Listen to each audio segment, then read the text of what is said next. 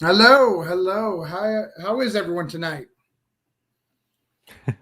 We're I'm hanging good. out. It's just there'll be more people, I'm sure. And there's already one person watching. Hello, one person watching. Or is it you? Are you watching? No, I'm not. I don't. Hopefully, it doesn't count me. I don't It have it doesn't- open in a different browser, so Okay. I should be good. Yeah. Andrew's here. Andrew's here. Andrew, Andrew. Oh, if you find yeah. that chat, there is an invite if you'd like to come on. Tonight we're gonna kind of have a creators forum. We're gonna, whoever comes on, if you are a creator and you have something to promote, message me. If you don't have something to promote and I really like you, I'll let you on. But if you have something to promote, you will get on.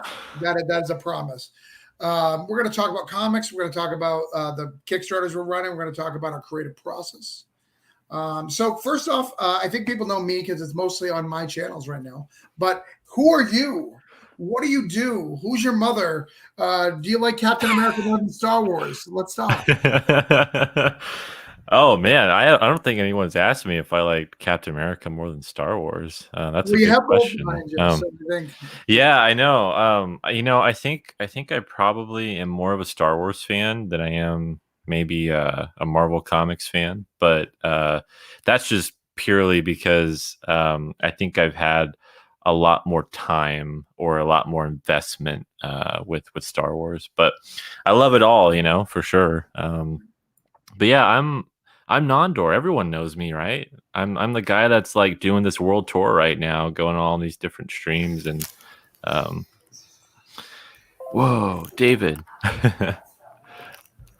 Brought to you by Fruit Snacks. we're here. We're hearing who. How do you pronounce it? Nandor. It's Nondor. Yeah. Nandor. So Yeah. are you wearing a Star Wars? Sorry, I thought that's your steak hat. I thought it looked like Star Wars for a minute. I was like, did you hit a Star Wars Yeah. reference to decide to throw it up? Right, yeah. Yeah, I do have Star Wars #1 signed by Howard Chaykin behind me right there. So that's a good buy that I got. But yeah, no, I'm Nondor Fox Schaefer. I've been writing comics for about 5 years now. My first book was Seasons Volume 1 Spring. I've published 3 graphic novels so far through crowdfunding, through Kickstarter. And I'm on my 4th book right now. So yeah, I started right out of high school, and I knew I wanted to be a writer. Comics were the thing that seemed the most accessible to me at the time, something that I wanted to take a stab at. And as I was going to college, I came up with the idea for Seasons, and then I just went with it. Started posting it online for free for people to read, and yeah, we're working on volume 3 right now, and I have 3 books behind me, and I'm working on my 4th. Nice, that's awesome. That's a lot, and then you have a Kickstarter live too. We'll talk more about it later. We have one live Yeah. right now too, right? What's the name of that? That's right. Yeah, Man-Child issue 1. So if anybody has any time while you're here chatting, go ahead and look it up. Go ahead and look it up while we're chatting. You can listen in the background. But let's go to David. David was next. Who are you? Who's your mother? Why are you here? DuckTales. Woo! You got anything else? Chuck's here. Boom! Hi, Chuck. Chuck, what's What up, up? How's everybody doing? I got one more thing, David. Chuck? Ben's here. Ben's here as well. Hi. Hello. I sent Chuck, Charlie an Andrew. invite too, but I don't know if he'll Andrew? come.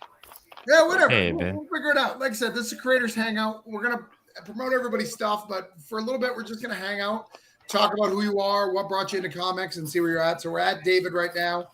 We'll go to me at the end. David, who? Oh, yes, Quentin's on. Oh, we're getting a big show today. All right, David, who? Tell me, Quentin. What's up, guys? Nandor, what's Hey, up, Sam. man? Yo, Chuck? dude. I see a lot of familiar You're all names the in way here. down. Yeah. I mean, we've almost got the full Hollywood Squares thing going on right now. I wanted to get as many people as it forces me to buy more, so it gets mad at you and go, hey. You should have one invited. more person. You Yeah, gotta pay for it. You should definitely invite Madeline. She's launching in 2 days.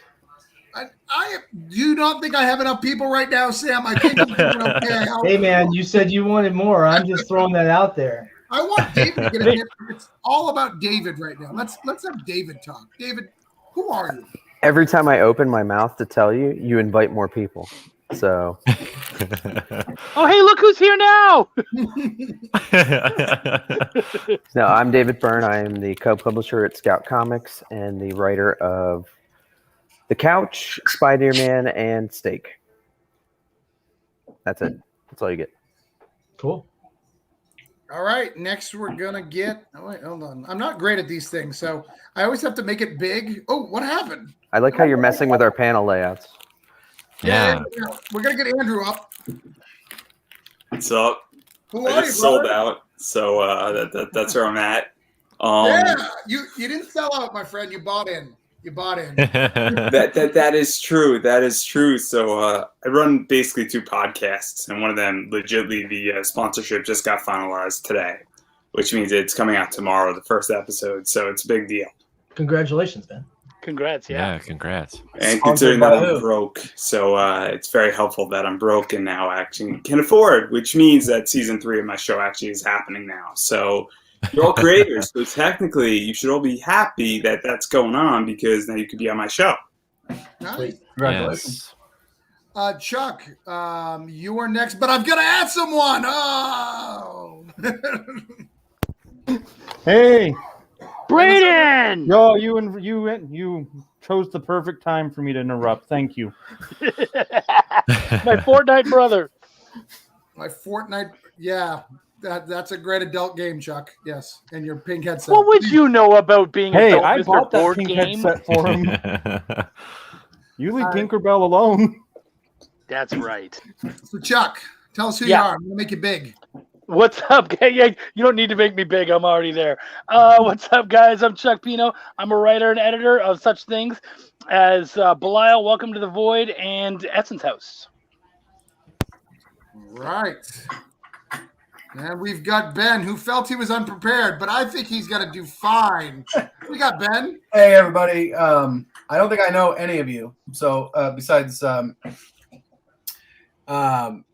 Me? yeah, besides you, and I can't see anybody now. So anyway, I'm glad to meet you guys because I've been making comics for a long time. I've probably made minimum 70 comics, graphic novels, coloring books, trade paperbacks, and as Pilot Studios. And I started in like 2009. But I'm not super social, even though I'm on Facebook a decent amount. I'm not on Instagram much. I'm not on Twitter much. So you probably don't know me very well. Maybe you've seen my name around. I did the Always Punch Nazis books. Mhm. I did 3 of those. That's probably my biggest thing I've done. And until recently, I signed on. Well, I've been doing a book called The Carriers for, 5 or 6 years. And I have a good 6 or 7 issues done. And I met Joshua Starnes from Red 5 after a Kickstarter that I tried for The Carriers. And he wanted The Carriers for Red 5. So today's Monday. On Wednesday, my book will be issue 1, Carriers number 1 will be in Diamond. So that's a huge thing for me. Congratulations. Oh, Congratulations. man. I'm Awesome. sure you guys understand how exciting that is, you know? Yeah. Oh, yeah. I've been reading comics for my 40. Well, I'm 45. I started when I was 10. So that's 35 years of reading and making them full time for 10. And this is the dream. So I feel like it's a good start, you know? So it's nice to meet all of you and be able to tell you a little bit about that. Yeah, you too, man. Awesome. And Mr. Sam Quinton, tell us what's up. And the W stands for World Sexy World. No, I got nothing. My edit me, Chuck. That was bad. Oh, man. I have a delete button. It's Watch Sexy Sam Quinton. Watch Sexy. Yeah. But now my OnlyFans is canned. Will would love that joke. So, I'm Sam Quinton. I own Sonoma Publishing in Frankfort, Kentucky. I produce role-playing game books as well as comics. Not very deep into the comics so far. We got 1 series out, 47 Furious Tales, which last week passed 2,000 units sold between issue 1 and issue 2. So we grew fourfold over the course of the pandemic, selling directly to retailers and distributing through Comics Mainstream, which has put us in dispensaries in Oregon, with some other outside the box kind of shops coming up in the next couple of weeks. And we've got more titles coming. Reign of Ages coming to Kickstarter in January. And then Necroholic by Brian Lee coming in March, the story of an alcoholic necromancer. And a whole lot more RPG and comic stuff. 2022 is going to be a huge year for us. By the way, man, Nice. getting your book into dispensaries, that's brilliant. It's just the way, because I'm just imagining some dude just like, wait. Fox Samurai? Yeah, no, I'm in. Let's do this. All right, yeah. And the Put 'em thing on my is, It used tab. to be that way. It used to be that way back in the 60s and the 70s. That was the norm, right? But the big thing Yeah. is the way the book is textured.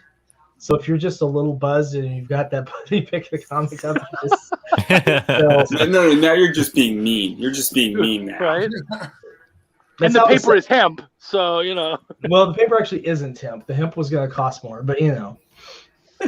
I'm glad you looked into it, Sam. But I want to show. I'm going to tell you something.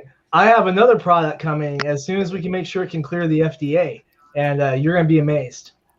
Is it the You had me vaccine? at FDA. It wasn't the vaccine. It was approved today. It was fine. No, it's not a vaccine. It's I'll tell you, it's going to go into dispensaries once it's approved. Oh, I want to show this. Danny is a wonderful creator and comic store owner / hangout / amazing store, and they are going to be carrying the carriers. Awesome. That's super cool. Thank you. Which one? Where are you, Danny? The Collective. Altamonte Springs, Florida. Awesome. Altamonte Springs, Florida. Yep, I ship to them a lot. Caleb says, "What's up? Go back, man, child. It's a great looking series." By the way, guys, more than welcome to share this. Austin says, "So many young people." Where? Really? Though you know, David Just- had started calling me old, and it didn't wear on me the first few times, but he's really good at it to make it so it's thick. Oh, I think I'm actually the oldest person in this stream now. I think But about Austin just turned like 117 a couple days ago. Right. How old are you, Sam? it. I'm about to be 51. Oh, yeah, I guess you would. Yeah. I'm sure you've heard this joke, but Dr. Cox, what do you got? Hey, I'm Braden. I am more known for Reclaiming Godhood, which I did 3 issues of about 5 years ago. It published under Insane Comics first, and then I went solo with Braidoxine Studios. And I have Kickstarter. This will be my first real Kickstarter since like Modern Godhood, and that was mainly Frank Martin. But Cool.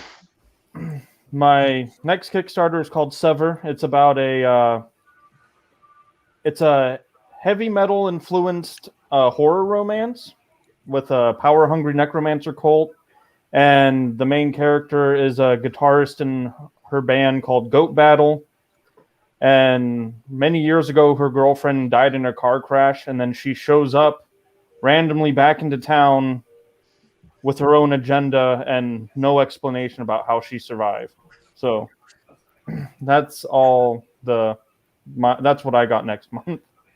Interesting. Nice. All right. And last, I'm Travis Gibb. I do Broke Down and 4 Dead Bodies. I do Voodoo Nations. I do Cthulhu Invades Oz. Lots of really cool stuff. But now I've got all you creators here. I'm going to ask a few creator questions. Everyone will have time to promote their books. Definitely want everybody to promote their books and promote what's going on. So I'll give you guys some detail. And if you're not promoting books, promoting your podcast, trying to get people on it. Creator does not define just, one thing. If you're a creator, I'm happy that you're here. So question for you, one. What is your goal? Where do you want to be 5 years from now? So I can go around. Everyone don't rush at once. What's I'll that? jump on Don't this. rush at once. I'll jump on this. What you got? 5 years from now, according to how we've got this drafted out, we'll have one new original tabletop role-playing game, one board game that'll either be in 5 years either be going to Kickstarter or be finishing its Kickstarter into production. And then we should be at 11 different comic series running concurrently. Wow. Yeah. Man. All right. You have a big goal. Well, we'll have at least 3 comic series running concurrently next year. So Awesome. Sweet. Who else you got? That's good. 5 years. I want to be working for somebody else. Okay. I hate working for myself. I am my own worst boss. So really, you know what? I want to have shown people what I can do, show people what I can bring to the table, and hopefully be working for a company or for someone else, and to be able to be a part of a team. I love being a part of a team. Awesome. I guess for me, it would be, have my first like published credit, like outside of crowdfunding. Okay. That would be something that would be pretty amazing. That's really my goal, is to make as many books as possible on my own, and then bring it to editors and people at different companies and be like, here, this is what I've done. Do you like it?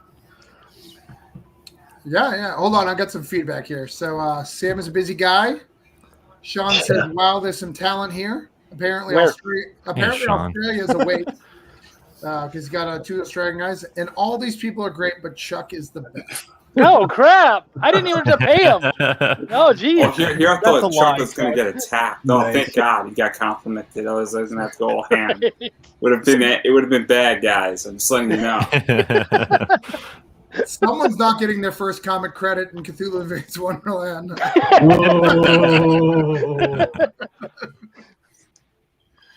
If we're talking about 5 years from now, it's kind of hard to even imagine. I ran. That's what makes this question so hard, is because Right. there's so many So we can things have you fun think with it. about. Let's unload it. What do you got? I was running my 6th Kickstarter for the Carriers, and I made the goal too big, and it didn't happen. I had some big successes on some past ones, and I made the goal too big. We didn't make it, and that's what happened. That's what made Red 5 happen. It came out of nowhere. And so, so where would I want to be in 5 years? I mean, I'd like to continue doing Kickstarters. We have another one planned in the next couple months. Jay Hewer and I are doing a book called Magni and Warhawk. But, I'd like to continue making books for other companies. Like Chuck said, working for somebody else. I want to do comics. I'm never going to be able to do it full time. I'm an electrician. I have a mortgage and the rest, so I don't anticipate being in comics full time, meaning paying for my life and my kids and everything. So, but I want to regularly make comics, whether or not I'm paying for everything with it. So 5 years from now, I'll be doing more books for other studios, as well as Kickstarters, and just doing what I'm doing right now. I have an animated pitch Bible with the Carriers in my dreams of dreams, that Carriers, the weaponized carrier pigeons, become a cartoon. And then maybe I can do it for good, for real. So. All right. Kurt has Kurt, introduce yourself real quick. Hey guys, That's Kurt Zauer, guys. Okay, that's who Hey, that Kurt. is. That's Kurt Zauer. okay, thanks. Yeah, I'm Kurt Zauer. How you doing? I'm kind of in this weird situation. I just got back from Kansas City PlanetCon, like at 3:30 a.m. this morning. So I'm still I'm logged into work here on my other computer, but just don't tell anybody. All right. Where do you work again? Here and there. So. Attorney General's office, right? Right, something like that. Yeah. Area 51. But hey, thanks for having me. I appreciate you bringing me on. I'm like 5 days away from ending my Kickstarter for issues 1 through 3. So it's been a good run so far. I've been having some luck. I just funded like last night at 100%. So it's all hopefully. Congrats, man. It's all gravy from here. Yeah, thank you. Awesome. Yeah, we're gonna give everyone a chance to fully promote, fully get their own time. But not everyone talked about their stuff, so you're good, brother. We have a question that we post to everybody. Where do you find yourself in 5 years? We still got David needs to answer, myself needs to answer, Braden needs to answer, and Andrew needs to answer. I'm excited about Andrew's. Well, I'll go next since no one's jumping the gun, So, All right. so in 5 years, so I took a long break. Like I got into this 5 years ago, but I took a long break from personal reasons. So I kind of want to get back up to where I should have been now. I kind of want to get more writing credits, whether that's my own stuff and joining anthologies, be able to fund Kickstarters, even just, whether they're a decent goal. I want to be able to get to 5,000 eventually for like a trade or. Right. That's good. All right, I'll go next. So for me, it's actually kind of tough to even think about 5 years because 5 years ago I wasn't even making comics. Yeah. I mean, just thinking about it, I was about to finish my first novel, and then in that time, I've actually worked on 3 series, done a novel, owned a comic shop for 2 years, and now become the publisher of a Diamond distributed company. So it's 5 years from now, I'm hoping to just be doing this full time. That would be nice to get rid of the day jobs, honestly. Yeah, he sometimes doesn't answer the phone because he's working, whatever that means when I call him. No, that's just because I don't want to talk to you. No, Chuck, it's fine. Chuck will answer every time. So if you don't answer, I'll just call Chuck. True story. I'm that sad. He calls you Chuck and he's like, David won't answer again. Actually, no, he doesn't even mention you because he wants me to feel better about myself. No, he's pretty good that way. For me, I'm gonna say in 5 years, my goal is to have a book that is doing decently in Image or IDW, or Boom, one of the bigger ones. I don't plan on ever leaving Kickstarter. I plan on always having something in Kickstarter, and I plan on being big. I actually one of my goals is to be a staple in one of the up and coming companies. One of the tiers that are. Apparently, the dogs do not want me to do that. It's an omen. They heard about dog days, huh? I understand. I understand. That's what you get when you work with other people. I get it. Right. That's what happens. Just keep kickstarting. What's going on? Yes, we all want that kind of goal, be creative, not having to do 9 to 5. Yeah. By the way, anybody who's in the chat, if you guys have any questions for any of us, please ask away. It's kind of a creator hangout, so we're going to do some stuff. So now it's Andrew or Kurt. Got to answer that question. I'll take it. So my goal is in the next 5 years, and I've been inching towards it, is to get into the wholesale game and actually open up my own online variant exclusive shop.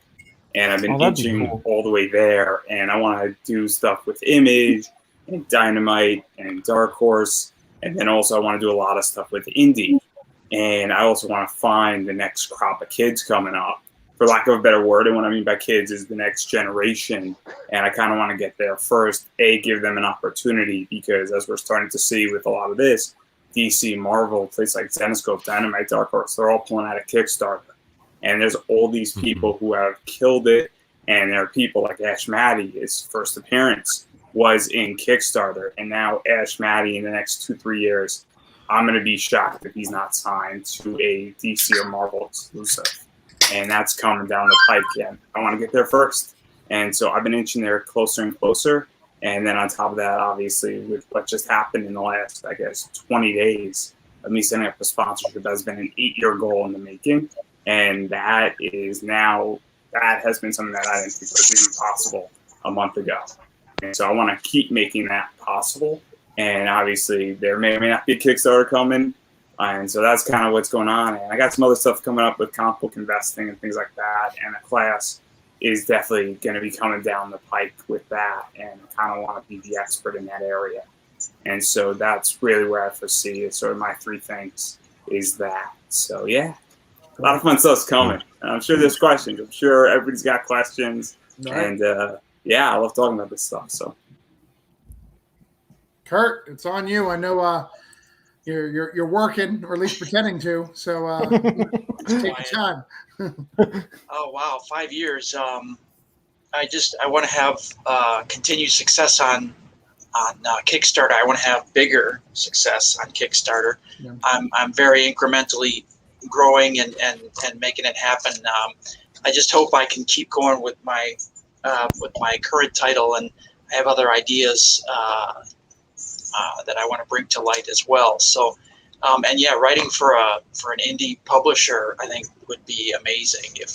That would be just like the pinnacle of a career to write for Image or Dark Horse or even any of the others. But I don't know if I'll ever do this full time. I'd like to, but we'll see. We'll see how it goes. But yeah, I just want to keep going with my title and add some other stuff and just keep being creative. No, that's awesome. That's awesome. So, Stake is ongoing forever, pretty much, right, David? Yeah, pretty much. Ben, is Carriers ongoing forever? Well, if I can, sure. I'm doing a season, right? 5 issues in a season, Right. and we have another 5 issues planned for a second season. 2 of them are in the works. So yeah, if there's a need if there's a demand, sure, I'll go forever. Absolutely. Sam, is any of your books currently ongoing, or are they all kind of finite? 47 is a 12-issue limited series. Reign of Ages first season, if you would, is 22 books long for that story arc. Necroholic is by Brian Lee, and that's going to be 18 books in that particular series. Super Willow, when we release that, is going to be continuous for another. Basically, that will run for a total of 11 years. Okay. Wow. Yeah, because it's basically turning my kids into superheroes, and it basically will. When my youngest turns 18, we'll see if we're going to continue it or not. Okay. Wow. Whether or not they're superhero or not. So if they're in prison, no, not so much. If they're not. Yeah, if they're in prison, I'm in trouble because in the daytime I work for the courts. So Right. there'll be a lot of explaining to do.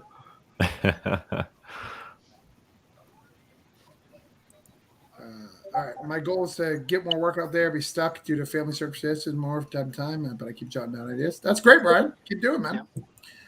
Yeah. And for me, like I'm doing maxi series. I want to do like series, and then when I find something that hits, then I'm gonna continue going. But everything has extensions, right? Everything I do is I can do another, 6 to 12 issues of this pretty easy. Brendan, your Kickstarter's coming. Is that ongoing? How many issues is that? Sever will only be a 3-part miniseries. Okay. I'm focusing more on one-shots and miniseries at this point because I don't have the time to invest into an ongoing series at the moment. Right. So I'm going to stick with like just minis and one-shots. Right. And Nandor, like it's seasons is obviously 4, but other than that. Yeah. So seasons is going to be 4 graphic novels, which is around like 16 or 18 issues of like a single comic. And Man-Child's going to be a 6-issue limited series. And I'm kind of with Braden there because when it comes to what I want to do with limited series or one shots, I think that's a great way to kind of show what you can do and take on different genres, or you don't have to tie yourself down too much. If something does hit off, that's cool if you can keep going. But I like the idea of trying different things and seeing what clicks with people. Yeah. I get it. Wendy says I have a nice haircut, so I thought that was important to share. So, all right. So next question before we get into promoting mode, and then we'll get to back sharing. And by the way, if anybody needs to leave at some point, just let me know so we can figure it out. To make sure you get first, because I get it's late at night for some of you. So the next thing, Substack is a huge thing right now. Lots of creators are going over there. Of course, they got grants where the rest of us don't. But what do you think? Is it a good move for us to go all in, or we wait to see if they fail? Because, that's the goal, right? The goal of Substack, not to be mean, is to get us to jump on, right? It's to get all of us smaller guys to help build that brand and get as many to stay as possible. And by and the way they do that is get all of our, people who are on the tiers that we want to get them all the way on there going full in. And then it's just a place that we need to be, right? Because we don't need to be on Patreon. Patreon has tons of stuff. Can't even send nudes in OnlyFans. There's no reason to be there. So what do you guys think? So personally, I'm going to hold off and reassess until next year, because right now we have the execution of the stuff that we're working on already is pretty much planned out. So juggling another site for distributing content just isn't in the cards for me personally. I've got books that need to be translated into Spanish and Japanese, and that's going to take a little while. So, because I don't want to just cover an English distribution. And we've had people at the stores that carry us in Texas. We've had people that, Danny Morales, for example, down in Florida, have asked about getting books in Spanish for Spanish native speakers. And it makes good sense. It opens up a much wider audience for us. And so we've been looking at getting translations done as our next expansion for our current content. Well, I'm going to get controversial. And I'm actually torn on this, because you look at Substack's business model. My understanding is that for the first year, they take the lion's share. And so you come on and this becomes your new business model. They're taking most of it. So technically, if they bring everybody on and they bring in $100 million, they might take the bag of money and run. And there's a good possibility they're going to do that. And then that's something that I'm concerned about, is that what is their business model? Because once we get to year 2 or year 3, and I hate to, bring up the money thing, but all of a sudden they don't have an incentive as much to keep pushing it forth, reinvest in the business and the distribution method. And then we go even further outside of this, where I don't know how many of you, but I like to smell comics. And I like to actually smell the ink in the paper and feel it in my hands. And, people like to feel that.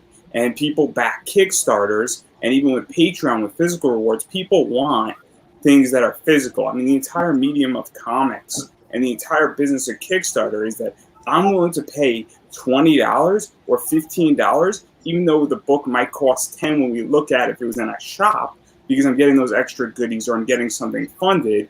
And now we're going completely digital. You're taking away the essence of comics. And then conversely, where I get on the other side of this, though, is Substack and with my podcast. The whole point of what I want to do, and why podcasting is an equalizer, and why Substack to some degree can be an equalizer as well, and that's why I'm very torn on it, is because Substack's really hot. Let's say Substack is hot for the next 3 years. I want to put all my content into that. And then when that platform goes down, I'm going to move to the next hottest content place, because I just want a distribution method. And so it gets really tricky, because we have both those things going on at the same time. And it's because I get both sides of it, and I just don't know where it's going. But I am concerned about where they are in 3 years, because what are they taking, 90% in the first year? I mean, if I brought in $100,000 and you're taking 90 G's off me, legitly, with a little social media off work, I can keep 80,000 back and get the same result to some degree. I mean, it's a little of an exaggeration, but I think the point is made. Yeah, well, let me give you a little update on that. So they only take 10%. They take 10% of whatever backers are for people who sign up, not the people who got grant. They take a bigger chunk of them. But, I mean, these grants had to be massive because Tini literally left DC to join it. Right? And they don't take any rights of your comic. So if you made a comic there and you publish it, you can publish it anywhere you want. You can go to Scout, you can go to Image, you can go to anywhere you want. They just wanted it first. And that's only for those people. That's not for anybody. It's just a newsletter for everybody else with a Patreon kind of add-on.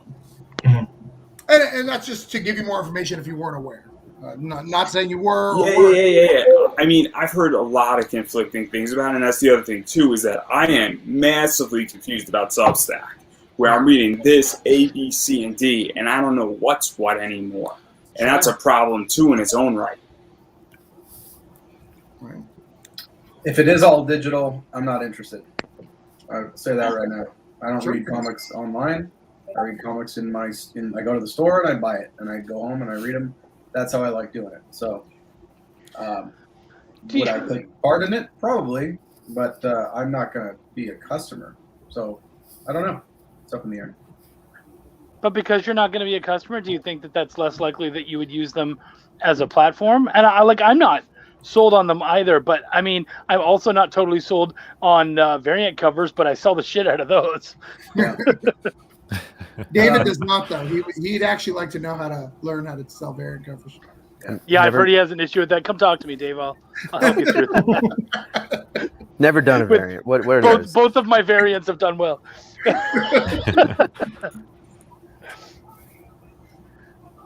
Wow. Everyone's talking about Substack. Hold on. Danny's got Substack creators aren't doing any retails. Do them any favors, just saying. Yeah, but their names sell books more than other people's names currently. That's a good question, though, is that if you go to Substack, what happens when you want to come back to retail? And because you could be taking somebody out of a comic shop. And that's a big issue, I think, as well. Well, most of them have deals. They have deals with Dark Horse, like all Snyder stuff is going to Dark Horse, not to Substack. So the issue will go, and then it'll go to Dark Horse. But all the other creators haven't said what they're doing with it after Substack, whether or not it'll be available physically. And remember, all they're providing in Substack that's different than any other place is they provide the reader. So that like a Comixology reader, but it's not like a universal reader. It's for that comic. So that comic will have a reader in that newsletter that week. So it'll have a PDF reader. So it's kind of weird. Anybody else comments on Substack? I'm not going to jump on Substack right now for the same reason I don't have a PS5. Well, one is I don't have the fucking money, but the other reason is it's not available right now to you. Right? But that's it. There's a lot of reasons, but it's also just because there's a lot of bugs to work out. There's a lot of research to go into it and to see, like, is this like Andrew said, is this something that's actually going to sit around? In my short period of time, I've seen so many really good ideas and really good companies start up and then just disappear. I mean, I printed my first book through a company that was going to be like the next big printer. They were going to be amazing. And now there's a warehouse somewhere filled with other people's comics that they don't have access to because it just didn't work. So do I want to be a part of something that I could end up being screwed over by?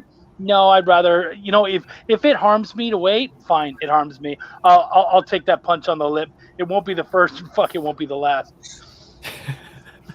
It's also, you still have to get your customer acquisition cost to your newsletter also on Substack, I think. So you have to drive all the traffic there, and maybe they're driving some traffic, but you're going to have to bring traffic to it. And you have to convince all your readers, and then if that thing goes south, you just let all your readers down a dead end. When you could have led them down to a platform like Patreon or Kickstarter that's working and is not a dead end. So that's the other thing I think that also needs to be considered, is that, as Chuck said, it has to see if this is even going to work, because the last thing I want to do as a creator, I think, and guys, if anybody disagrees with me, is lead my audience to some place that is not going to work, and then I have to backtrack and bring them all out again. And that's a really good point, because that calls to mind the whole thing with Drip and its model when it was shut down by Kickstarter and then trying to migrate people to Patreon after that. As someone who had to do that, you don't want to do that. That's no fun for anyone. Well, one of the things to note, again, I've been doing a lot of research on Substack. It has been around for 5 years. It's been for newsletters and journalists. And it is a better MailChimp.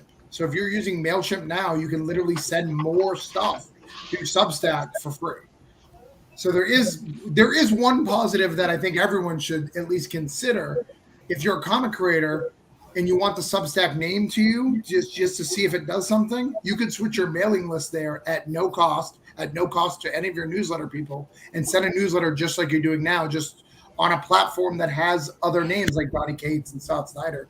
That's one of the things that I'm thinking about doing just for the name association, because, besides David Byrne being the highest guy I know, the biggest guy, like I'm the biggest guy in the room. David's big. He's got a DuckTales shirt. I do. That's pretty But epic. I'm not Kurt Zasser, right? Sam was pretty excited. Yeah, I mean, Kurt's campaign is tight, man. If you haven't seen it, check it out. No, I love Spectre's. Yeah. The Spectre is I think Sabian, right? Sorry, Kurt. I didn't mean to give you the willies, man. It's just like, holy shit. It's Kurt. No, that's all right. No, thanks. Cool. That's like Andrew. I recognize Andrew for some of the discussions on podcasts concerning, the collectible values for, graded comics and such, and treating your customers, particularly your Kickstarter customers, with regard to preserving value. And I mean, it's like, I don't reprint covers. If I have to print a new line, I commission a new cover and put it out. That's why issue 1 of 47, cover A, only had 500 printed, because I was an idiot and didn't print, 2,000.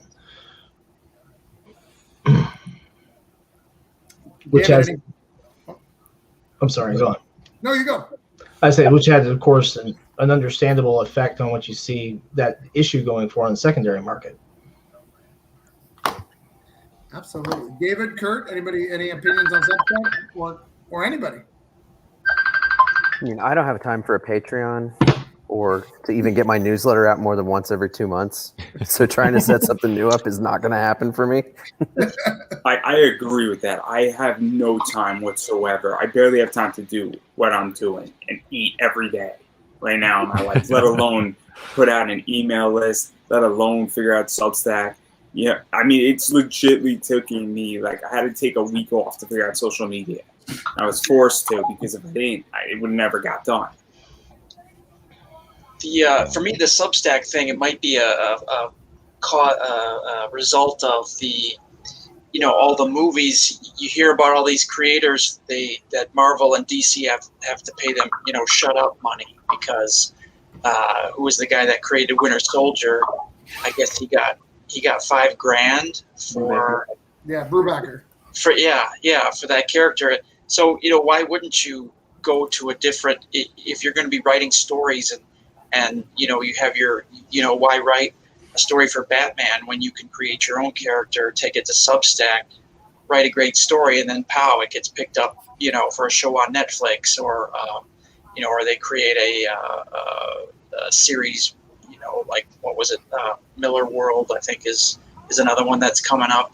So I mean, I think a lot of these creators, they see the writing on the wall that, hey, it's been my dream to write Batman, but if they make a movie out of my idea, maybe I'll get $5,000 out of it. And it's great to write Batman. Having $1 million because your character got made into a movie is a hell of a lot better, is what's going on. And that's the idea. And I don't blame them. Believe me. I mean, I said at the start, I said, I feel like I sold out. No, I'm actually getting paid for the first time on what I'm doing. And it is amazing. And it feels phenomenal. And I completely get that with Substack. And hey, make their money now is what I say. Get paid now, guys. Because if you can get paid, and however you do it, I personally don't care. As long as you're delivering a good product and your fans like it. Because they'll tell you, and that's called capitalism and it's free market. Well, all these guys are already doing creator-owned titles, too.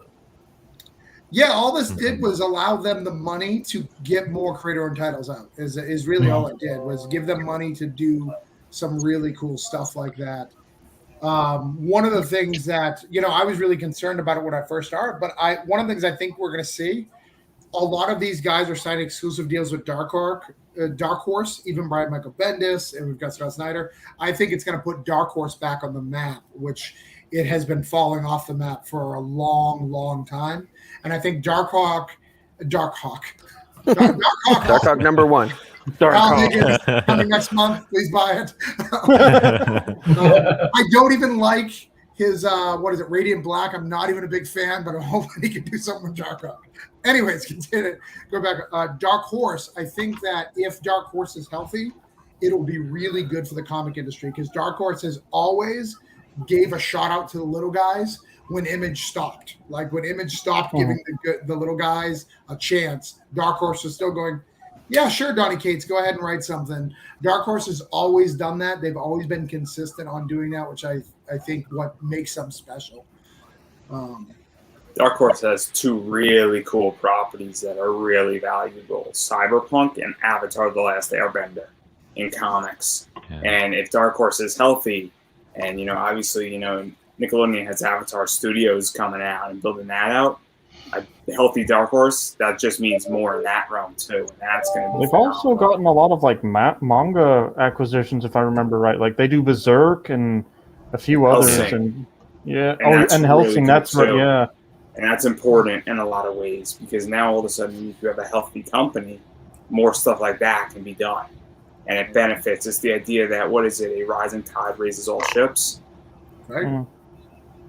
No, it's good. I mean, because I see a lot of the smaller publishers, that are doing some stuff from the vaults to the scout to the source points. They are making sure that they grab any talent that is good right now, and they're holding on to them, which I think is really great.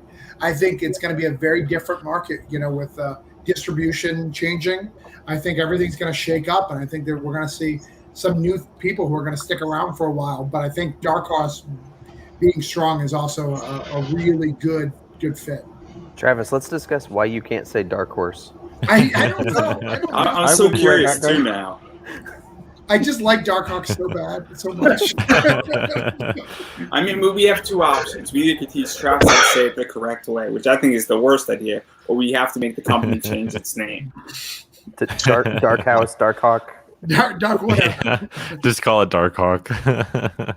All right, so we're going to start doing a little promotion. So we're doing a little different than we normally do for stuff. So I'm going to show a Kickstarter. We're going to talk about it. We're going to bring it up. We're going to allow the creator to talk about it. But I want all you guys who are in this room to ask honest questions that we should be asking. Ask the hard questions on these Kickstarters. Encourage people to back.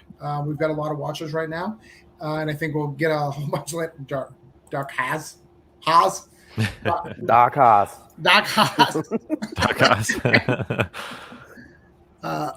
Umbrella Academy is also Dark Hawk.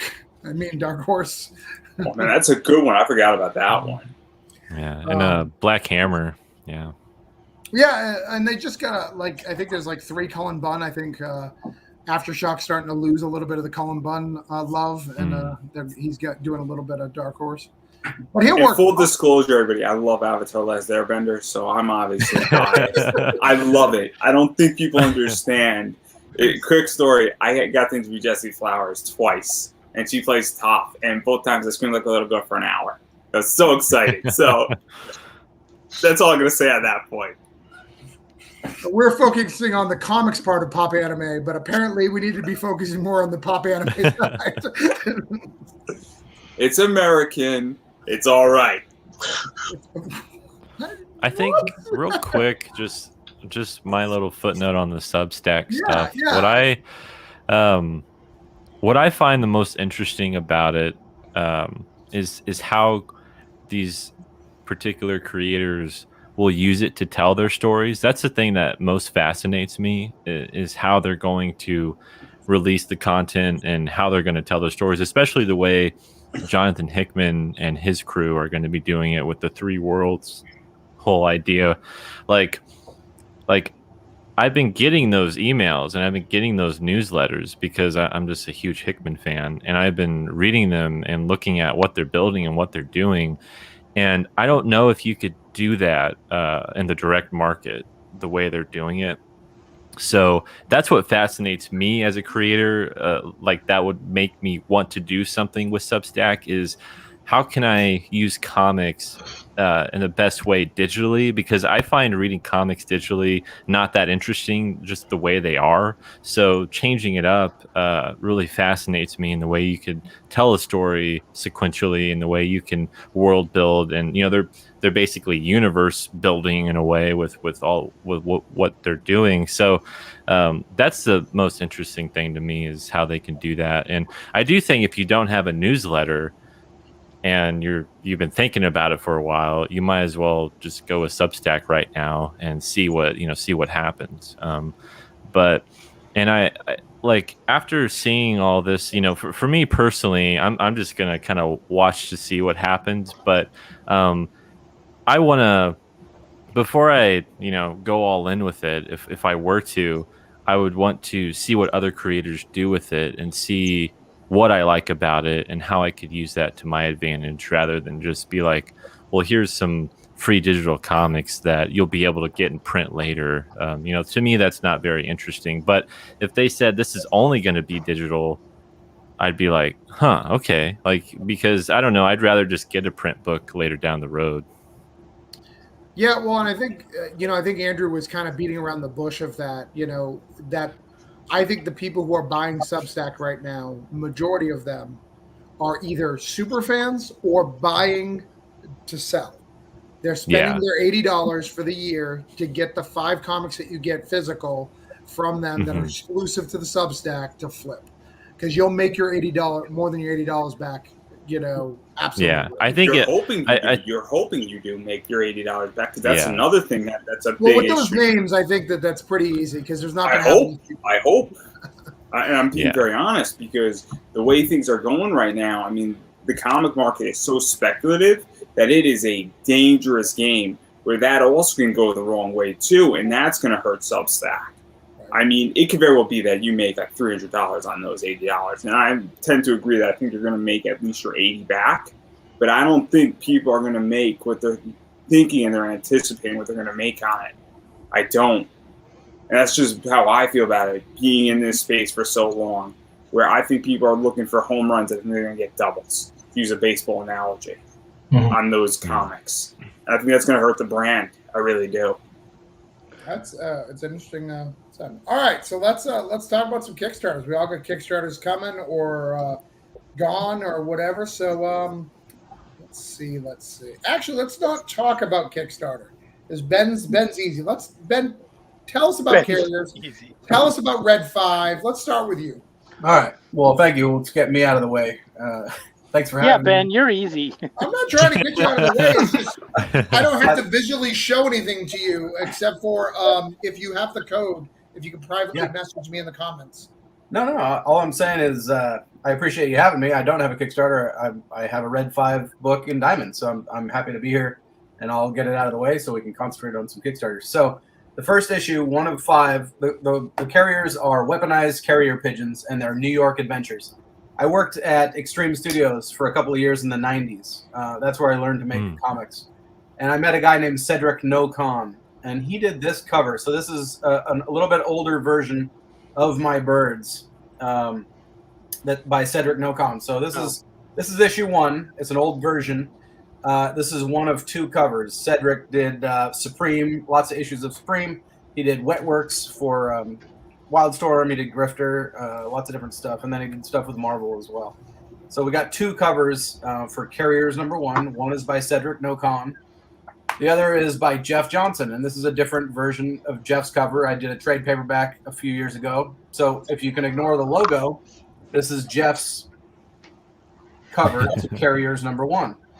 Jeff Johnson has done, Wonder Man back in the 90s, kind of, it's been decades, but that's when I got to know his work, and he's a friend of mine on Facebook, and he's done a couple things for me, including this cover. So Carriers number 1 will be in previews in a couple days for pre-order, and then it'll show up in comic book stores November 10th with 2 covers, one by Cedric No-Con, one by Jeff Johnson. And these are 2 of the best looking pieces of art I've ever seen, so I'm extremely proud.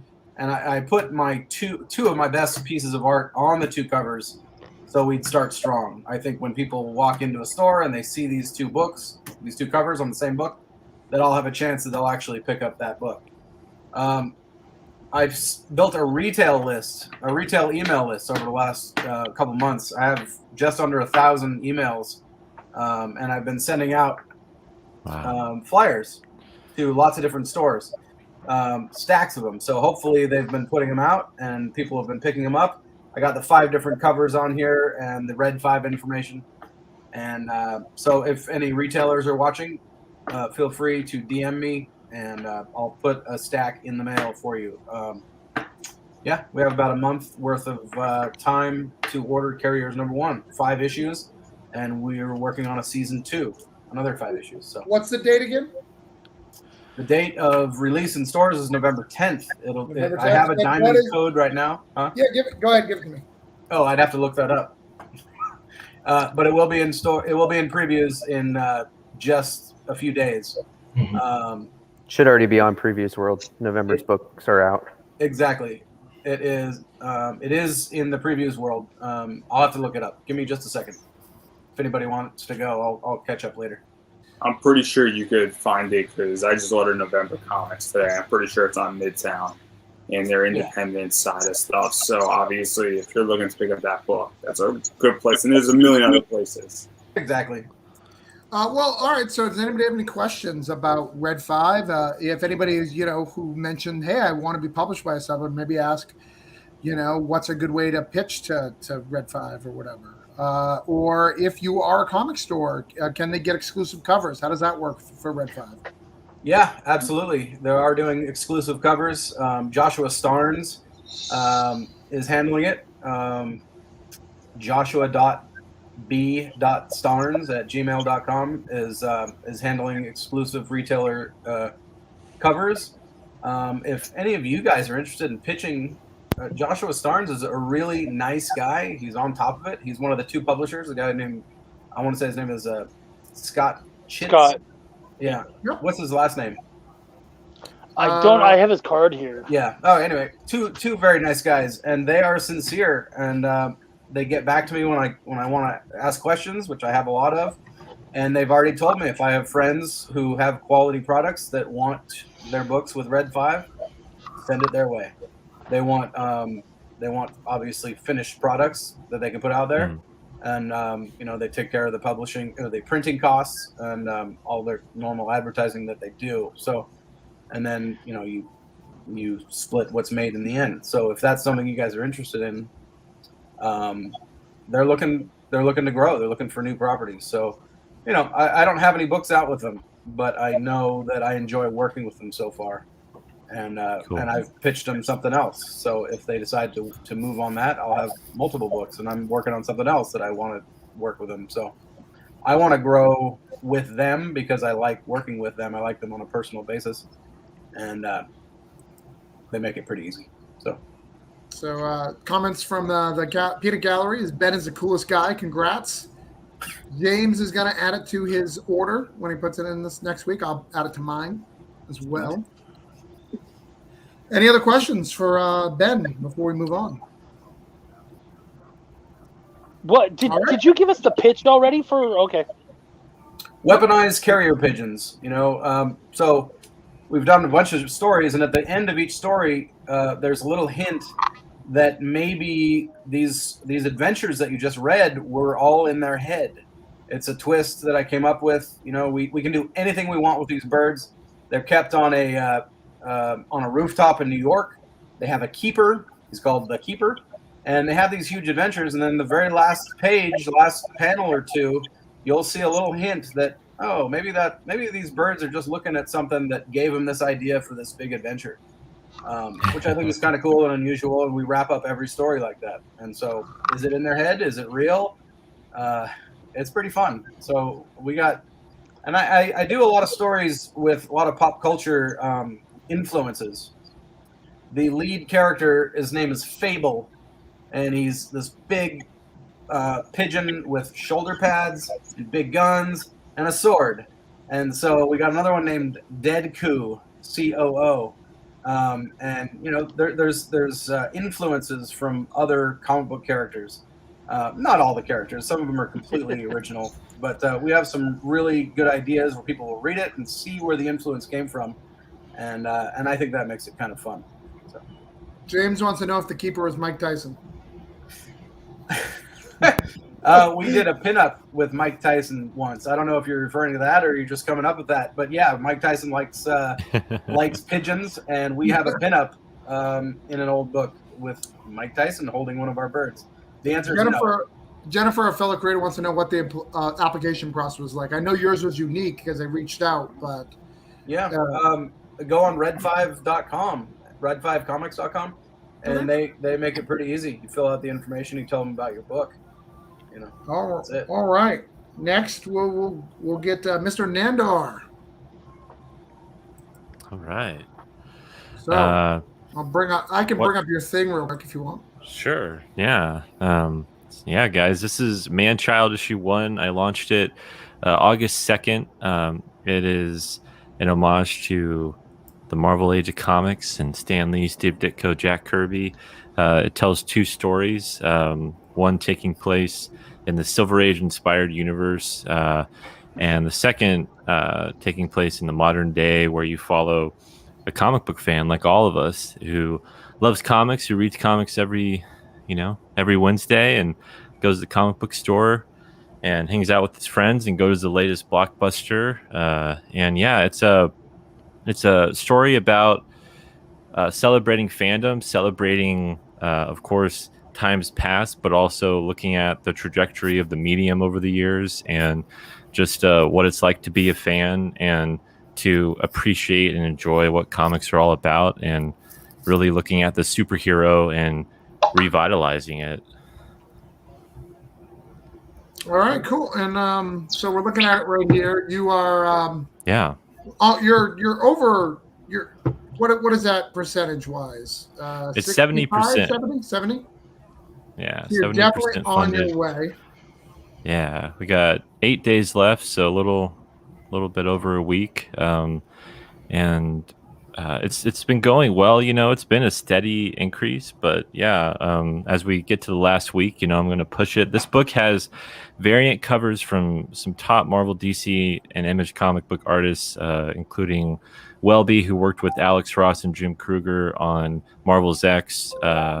Also, Tony Harris, who's an Eisner Award-winning artist, who did Starman in the 90s, and also Ex Machina with Brian K. Vaughan for Vertigo. Nick Pitaro worked with Jonathan Hickman on Manhattan Projects. That's his variant cover there.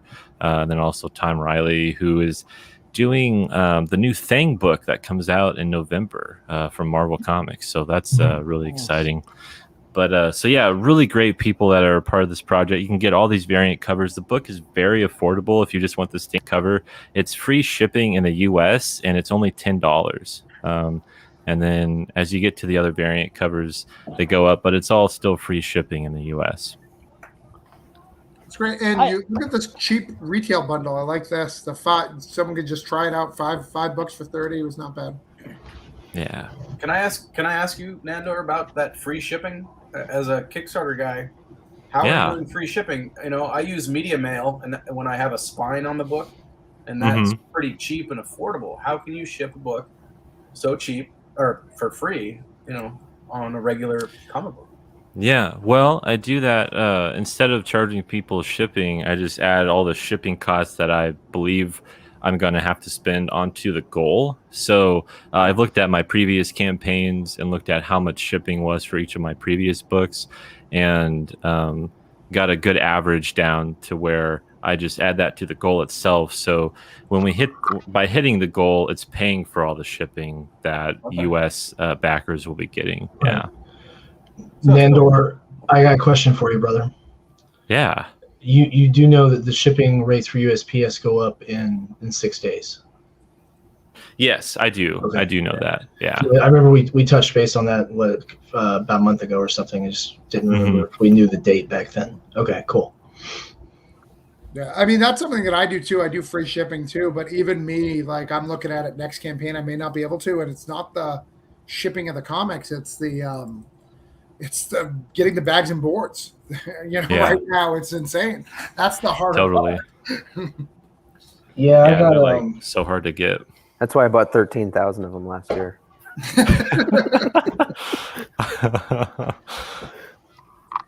Yeah, that's crazy.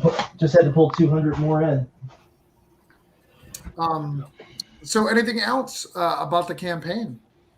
If anyone has any questions, I do want to let people know, if they've never read any of my work, and you're interested, you can read my first series, Seasons, on Webtoon for free. You can check that out. Also, if you want to get all of my books, I have my Foxhole Comics bundle on the Kickstarter where you can get all 3 of my graphic novels plus Man-Child issue 1 for $85. And you're getting over 300 pages of comics. Both Seasons volumes 1 and 2 are hardcover. They're over 100 pages. And Lifeline is 96 pages. It's a trade paperback. So you're getting the best deal you could get if you want to read all my work and catch up with what I've done. That's awesome, man. Do you have your wall painted coming off of the top of the book, Lifeline? Actually, that's my banner. I just lined it up. Yeah. It looks awesome. Thank you. Yeah. It's so crazy right now. Our views on Facebook continue to go up to 25 and down to 1. I assume you go to 25, but it's massive. It's 1 to 25, 1 to 25. Yeah, it's nowhere in the middle. Just yeah, I have a question. You have all nowhere in that the middle. talent, We're not losing. right? You have all that great talent on there as far as covers go and whatnot. And Yeah. I know that the artists, like just the art itself, tends to bring eyes Which I on realized was probably my internet. Now, Yep. Definitely your internet. Travis is Yeah, killing it. definitely. I actually can't see you and have not been able to see you the whole show. It's just the circle and the black selfie. Who's Travis again? yeah, right. It actually works for me. I'll be honest. But no, the artists. So having that art obviously is really cool, and it's a nice badge to be able to wear and show off and whatnot. But as far as the artists actually kind of sharing it with their audiences and whatnot, how has that been for you? Do you feel like have they been helpful in that front, or is it more you pushing it, or what? I mean, this is an Andrew question right here.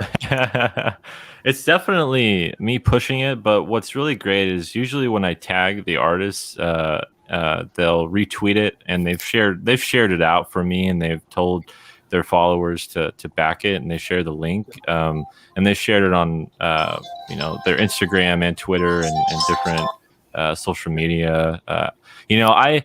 I don't want to be a bother, so I don't bother them too much. But at the start of the campaign, I messaged everyone, asked them to share it out. They did. And then coming up in this last week, I'm going to message them all again and ask.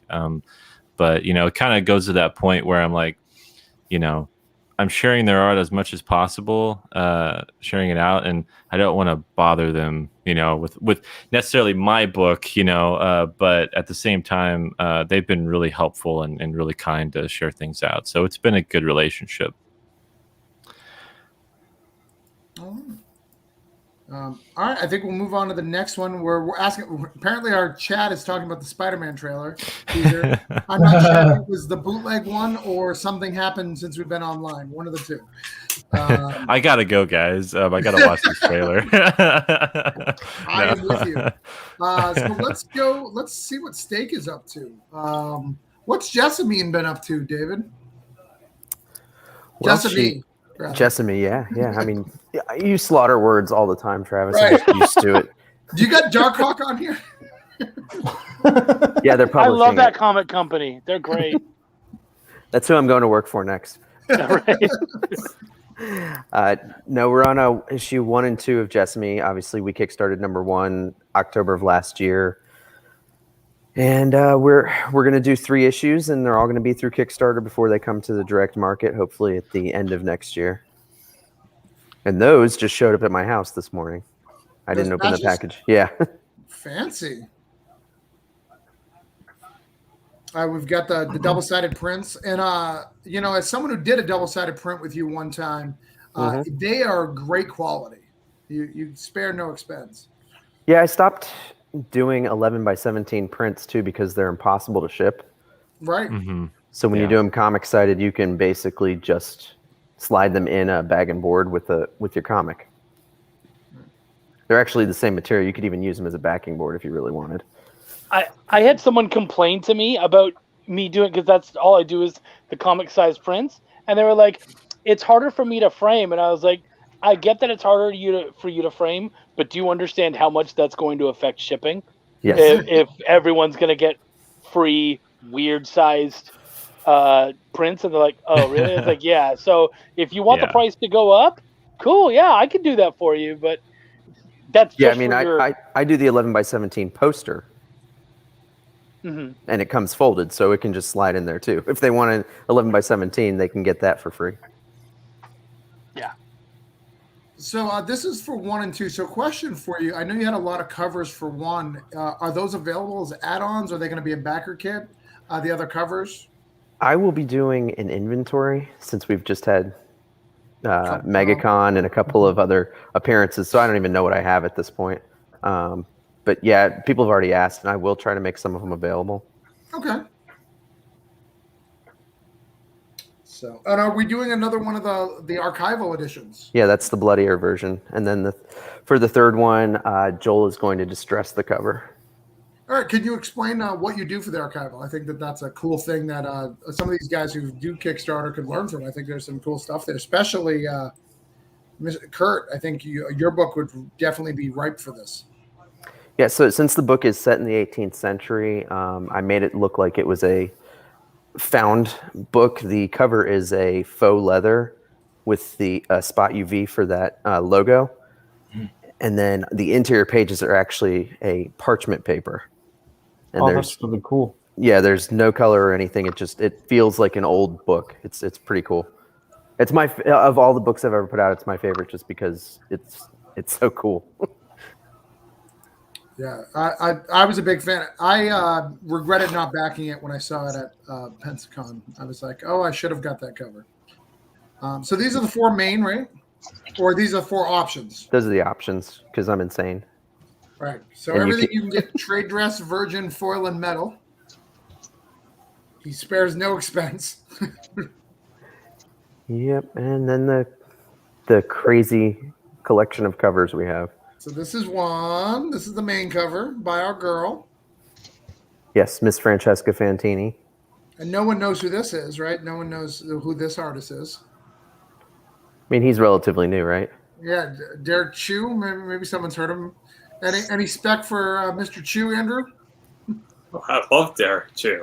Love Derek Chu. I have a feeling Derek Chu's made you some good money over the years. He hasn't. But I'm a collector, so I haven't sold any of his work yet. Got Jay Ferguson. This is a beautiful cover. I love Jay Ferguson's work. Holy crap. Yeah. I'm going to ask my wife to recreate this. I doubt it'll work, but I'll see. I watched him on an interview a couple weeks ago, and he said he tried to do a cartoony style. He cannot do not photoreal work.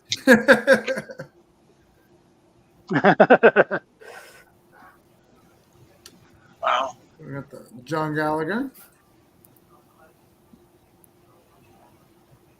That's Kelvin Chan. I don't believe he's done a cover yet, so he's a friend of Alan Qua. So I asked Alan if he knew any up-and-coming artists that he thought I should get on the campaign. So I reached out, and there we go. And you look at this guy's art, you can tell, like, you know, we're not, none of us are hard time artists here. There's just something that he's missing.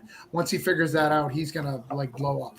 It's gonna pop off so well once you. I mean, this is a beautiful cover as it is. You know,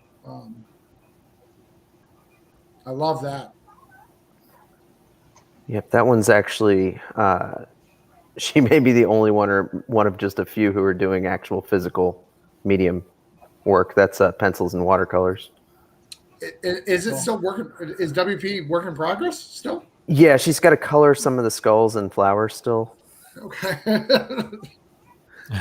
I know it looks finished.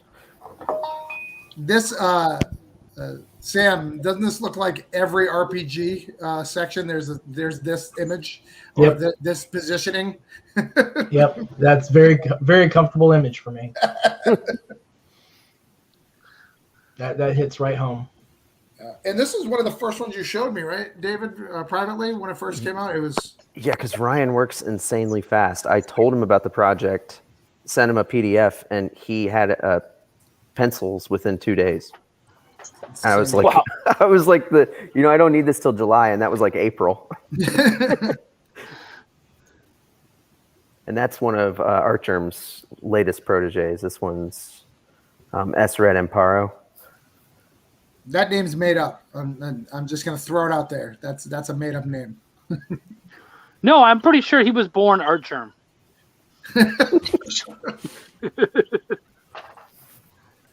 And this one's really, really cool. This is Oh yeah. This reminds me of a Crimson. Some of the covers from Crimson back in the day. Yep. Oh man, we have so many. Sorry, guys. That's all right. I haven't seen this. See, How dare you have such some of good these are new for me, covers. actually. Well, that's what happens is like I just keep getting them because the artists keep saying yes. I put the call out and then I expect some of them to say no. And when they say yes, I'm like, all right, well, I guess I now have 11 covers. I know I have 11. And now we got all these. Yeah, I do bios for all of them. I'm not sure anybody ever actually reads that stuff on the campaign, but I think it's nice to have them. I agree. Now, in the first both one of was those all points. women, right? What's that? The first one was all women, correct? Yes. Yeah. And Alan's cover is not out yet, so we still have a reveal on that in the next 10 days. Nice. You can get killed. This is the menu. This is massive. This is all crazy. I actually have been to where David puts all these together. He literally has basically a comic shop worth of his own covers for fulfillment. Like a Wednesday release for his covers to ship out. Hey, what printer are you using to get those archival versions? I went through Comic Impressions, who does all my printing, and he outsourced the covers for me. But I told him what he want, and basically, that's. He said, "I think I have a vendor," and then they took a look at what we were wanting, and that's how they took care of it. But he ordered the paper in house, and that was pretty easy. I just sucked all the color out of the images. Cool. Wow, that art. Brian says, "Yeah, I'm not on that level. I need to get more practice in." Yeah, that's a beautiful one. Hey, everyone, beautiful work. Good evening, Steven says. What's up, Jim? Hey, Jim O'Reilly just said hi. Jim is one of my artists on issue 1. He actually was the guy that started the book, drawing issue 1. So Did we thanks lose very somebody, much. or is this just a weird view? But, all right. Yeah. It's just a weird view. Messing with the panel layouts again. Right. So David, Travis. is this blowing your mind? Like how well you're doing? Is this where are you at? How are you feeling? Because you're almost done with Stake. Like the Scout, the last issue comes out when? That's a wonderful question. That is a wonderful question. It was supposed to be out in 2 days, but due to shipping delays, I'm hoping the 1st or the 8th. Okay. So but within 30. Yeah. I mean, we did have a production delay because of Francesca. I gave her a deadline, and she was rushing to hit it, and I told her just slow down, do the art the best you can. No one's going to remember if we're a few weeks late. Oh no! Nicely played. We should play that game one time. Does anybody have any questions for David? I know a lot of you guys. These are big numbers. These are big, really cool things. By the way, I too offer free shipping. Okay, David also does free shipping. Kurt, one of the things I will tell you about the archive, I really think it would fit your book, and I will tell you, he had zero problem selling it at the con I sat next to him at. But everyone was like, if someone didn't have a specific artist they were looking for or CGC, they were like, "This is cool. How much?" I use Comic Impressions, so that might be definitely look into that. Yeah. So, anybody got any questions for David? I'm definitely wondering about the sheer amount of variance and whatnot. I know that you said you kind of ask out and whatnot, but oh, cool, yeah. Where's the line? That's what I want to know. Yeah, exactly. That's it exactly. For me, it's like there has to be a sweet spot. Is where I'm going with this question, I guess. Well, I think for me, it's also like I feel like how much does that affect Like, how worried are you about your budget when it comes to like hitting certain goals and whatnot? Are you like, if I take a hit, it's because I love my covers and I'm okay with that? That's frankly it. It's a sickness. It's an addiction. It's as much for me as it is for everybody else. Like I wish I could save some of them and use them for later, but they're kind of content based. A lot of them. So we wanted to reveal some of the new characters. I haven't had any. I've maybe had one or two of all the covers over the 3 campaigns I've done that I looked at and said, well, I really didn't get my value out of that. So I've not lost money on a Kickstarter, and they've actually. It's not just the numbers you see on Kickstarter, because they do very well in backer kit, and then selling them at shows and things like that. I still do pretty well, so I'm not afraid I'm going to lose money if I had to come out of pocket to do the covers ahead of time, because the last 2 campaigns I finally ran out of money on doing art for the direct market, unfortunately. Which For you don't get. I'm so sorry. Yeah. Hey, I haven't received royalties yet for 5 issues out of 6. So. Right, and he's the publisher. Just. Yeah. And that's just because of the cycle that they come out. Yeah, That has nothing to do with not being paid. Right. No, Sure. it's just the way it rolls out. Yeah. Yeah, if you plan it right, and if you're going to do a variant, you have to make sure that it's going to work for you. That the cover, the artist and the cover itself will sell. Because even a great artist, if they phone it in and they really don't care, it's not going to give you the return you need. So a couple questions here. That's not a question. James had this question for you. I missed a few issues of Stake as I got into it late. Is there a place that I can get them? You can go to either scoutcomics.com, or I'll have pretty much all of them available through add-ons in the Kickstarter. Okay. Ever try to make metal prints of posters or covers? I mean, I just go straight to covers. We have metal covers for every version. That is also true. quoting Rocket. And they're heavy. Jennifer, I wish I could make blank covers that are made from watercolor paper. I do too. Yeah, we would. They probably can. Yeah, they probably could. At what it costs, I don't know. It's really funny if you here. I'm gonna make myself large for a second. Oh, that's David. That's much prettier than you. It is much prettier than me.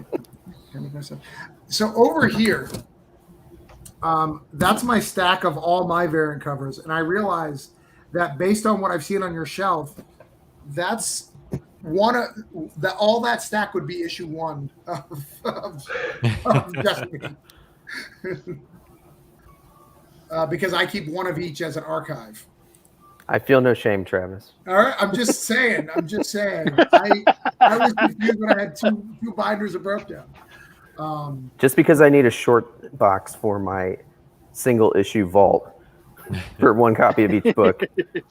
Don't judge me. So let's see who's next. Let's go to Kurt. Kurt, do you have time, or you got work right now? you have a mute, so you're muted, brother. We all know what you just said. It's not a problem. But yeah, no, I'm punched out, so I'm set to go. I'm off the clock. So let me bring it up and tell everyone about your stuff, please. Yeah, it's a kind of a supernatural thriller. It's called Spectrus and Sabanian. It's I try to do something as far out and different, and hopefully nothing anybody's heard of before. It's the story of the ghost of Cleopatra's top assassin, living in the modern world. She's trying to rejoin the world of living. She wants to become an archaeologist because over time she's learned to make herself look solid, and move things. So she wants to find purpose.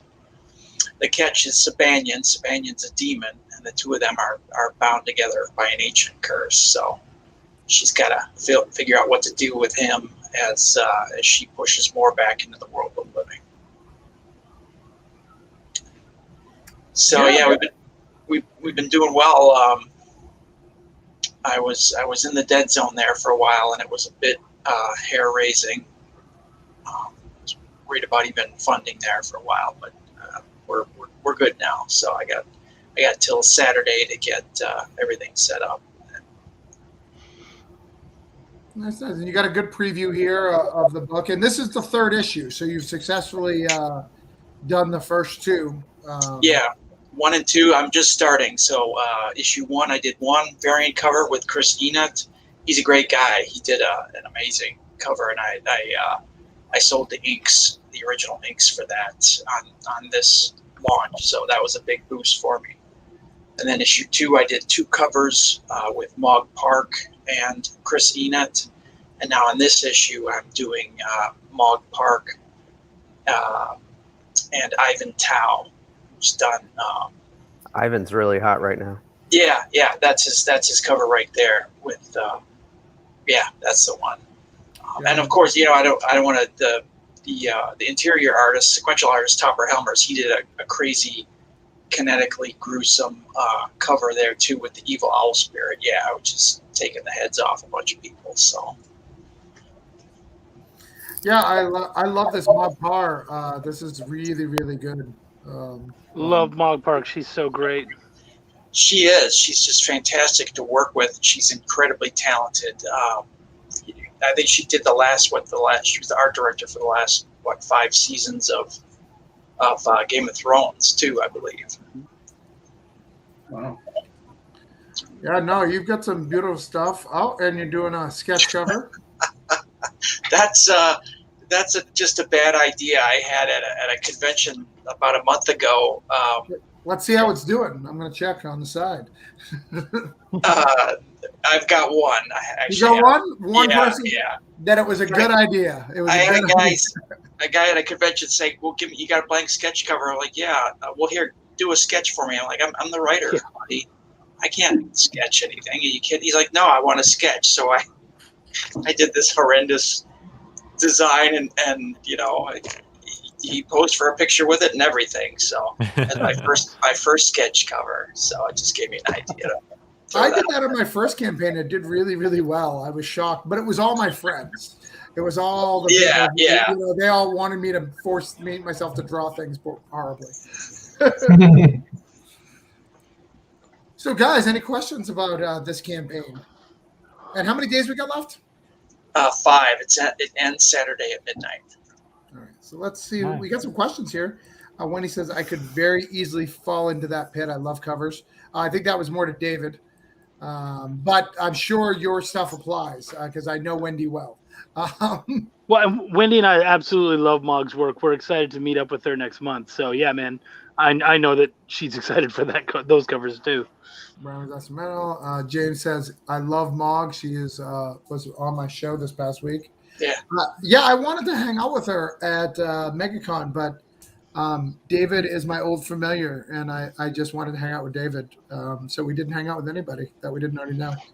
I had no car. We were neither did I. I know. We were at other people's whims. We ate at Denny's, just for the record. Not that night. We did not eat at Denny's. So you've got 8 more days to back it. I've backed all the other ones, but I have not backed this one yet, Kurt. I apologize. So I'll make sure I get on that tonight. Bastard. Thank you. Yeah, it's done. I've backed them all, right? I think. I know I've at least backed one. Oh yeah. I back them digital. My stuff in the past. Yeah. Yeah. I do it digital. Kurt, what is the scope for this story? How many issues do you envision seeing this get to? The first arc will probably be about 6 issues, and if people, honestly, whatever the market will bear, if people keep buying it, then I'll keep making it. I've got enough ideas for this to go for a couple of years, probably. Yeah. So. Nice, and I like the delivery date. Is it really September? You're going to get it out next month? That's the plan. Yeah. Nice. I've had really good luck. Again, with Comic Impressions, I've had great luck. Usually, I get a two-week turnaround time with them. Just to warn you, it's going to be slow. I have heard that they've been slow lately, so we might have to make some adjustments there. Yeah. Yeah, it's got to be 4. So if you have it done, I'd send in your order now because, you've done enough business. You probably don't have to pay till the end. help you get ahead. Thank you. Thank you. That's what I would recommend. All Very right. much so. Let's go to Mr. Cox. Do you have a page up for it? So right now it's just the pre-launch page. Yeah. However, Let's look it up. I do have like all the stuff is on my Facebook page, the Bradoxine Studios. Here, let me send you a link through. And but all the stuff I've been sharing is on my Facebook page. Right now it's just the pre-launch. We're at 53 followers last time I checked. And we're offering a lot of cool stuff. Like the first 100 backers get a custom Sever guitar pick. We have like pins, prints, everything's all done. The book's done. I ordered proofs already of oh yeah, see that's our proof print. That's the guitar pick you get for The first 100 being backers. one of the first 100 physical backers. And this right here, it probably won't open up on your screen. Or did it? Did it open up for you guys? No. Mhm. Oh, it did? Okay. So maybe No. it's just No, hold on. No, it didn't. But that's okay. So if you click on it, you guys have 56 followers, which is really, really good for oh, someone. there we go. See, it was at 53 last time I checked. And so like the books are completely done. Like if you see like just off to the left, like you'll see the pictures of the books. Like, oh, there they are. Like the books are 100% done. I always offer free ads to creators I'm pretty close to. And then those are two of my other books that are going to be coming out later this year. But those are the 4 covers. So like I took inspiration. So the base cover is the one in the bottom right-hand corner. Okay. That's going to be the main base cover. The other 3 are going to be the Kickstarter exclusives. And since it's a horror based off of heavy metal, I took inspiration from my favorite horror movie, which is Evil Dead, which is, you can see the Sever right there with the main character being gripped by the throat by one of the hands. And then the top left is actually Dio. It's an homage to Dio and one of his Holy Diver metal. Holy cover. Diver! Yeah. And then the last one is actually done by my friend Damien of Isles, and he does everything in colored pencil and watercolors, which I just like the tone of, and yeah, like the book's 100% done. The only thing, like, this is just a print run Kickstarter, so if you back, you will get your books. I already ordered all the rewards, so like everything will be ready to go as soon as we get the books. Wow. Yeah, you got the pages, 37 pages, which is, so it's a big book. 37, yeah, it's nice. So you're going to be at like 40 pages, huh? Yeah. Okay. Definitely not 42, Travis. About 40.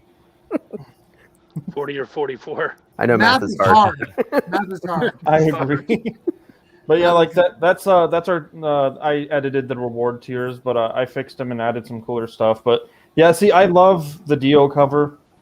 That's done by Bethany Carlos Turnland, and she's really freaking talented, and she's one of those indie artists that are really good. And the artist for the book is Tim Sparvero. He does more of lewd art, but I really liked his art style, and he was, I asked him if he would be willing to do a book that's, not very, that's not like his normal, and he really loved the book, and it's great.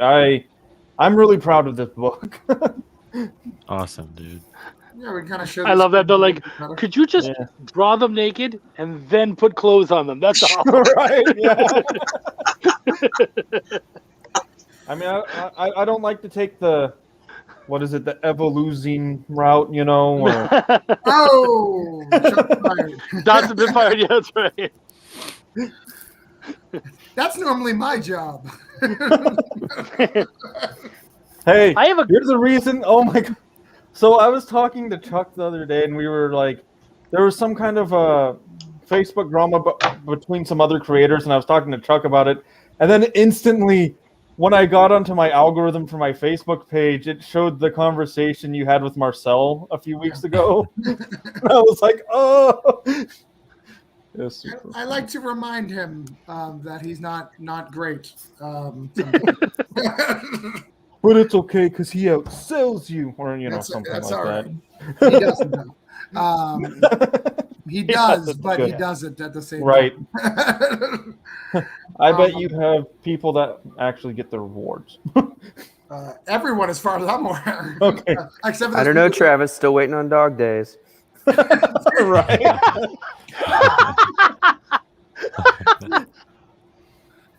Look, I can do a Substack version of it right now. Based on production, I could give you so many pages, probably one a week.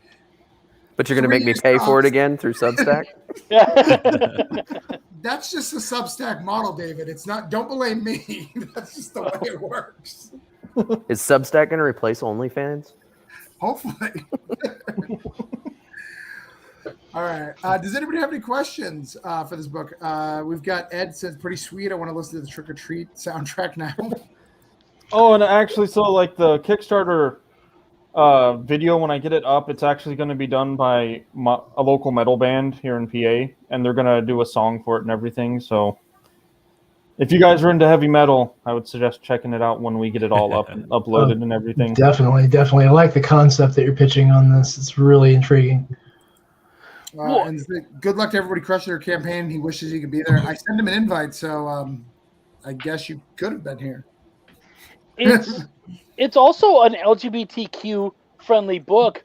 How important was that to you when you were writing it? So it actually became just. It is semi-important being part of the community, because I am bi. So the book is based off of I based it off of a lot of my high school experiences and some of my other and kind of one of my other relationships. And there's a lot of dialogue and a lot of dialogue that I've drew I took from personally, and I've had personal conversations with, and a lot of one of the parts in the book, it talks about I had this friend who he would only be our closet friend, in public, he would pretend we never existed, or he'd be like, "Why are you talking to me?" But outside of school, he would hang out with us. And there's something like that, and there's that exact kind of moment in this book. And I really am proud of this book. It's good. You should be proud of the books you produce. I think that's important. Definitely. So Brian asked again, so any of you manage your own online stores or such to get your work out to people? I know I manage mine. I know Sam manages his, right? Do you? Yeah. David manages his and Scouts. I handed over managing it. We have people at HQ who manage the Scout one. It's too much time. And right now, I primarily just use the platforms that we market through. Drive Through Comics, Drive Through RPG, the website I want designed. There's some features that I want to incorporate. They're going to cost me a little bit to get coded. So, anybody else? Okay. So when I get stock, yes.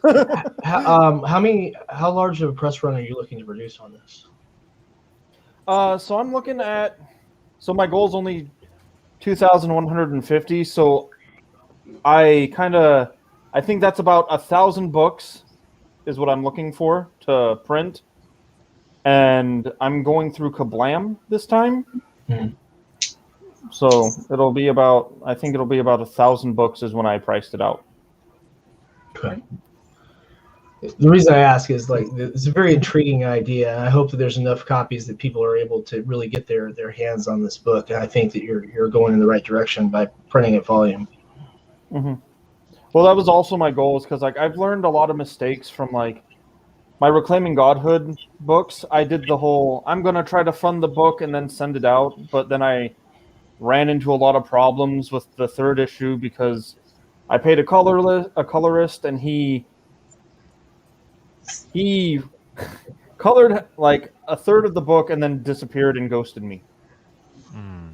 And so luckily I was able to connect with Shauna Mad, who finished Reclaiming Godhood #3 and didn't make me break the bank, so I was able to get it out finally. And so to avoid all of that, I wanted to make sure the book was done first. So this book is completely done. It just needs to be printed. Right. And as someone who's read it, it's a really fun, good book too. Very heartwarming. Yeah, I want to read it. So I'm actually curious because, and I'm sure everybody sort of has noticed the trend where a lot more one-shots and more giant-sized books are coming out. And so obviously this is not a supersized 72 one-shot, but it's obviously a bigger, one-shot type book. And so what is that like for you to produce that? Because that's sort of where I think comics are going in a lot of ways. And I've noticed some mainstream is doing it too a little bit. And obviously I think it's a big Kickstarter idea, and I love it. So I want a bigger book.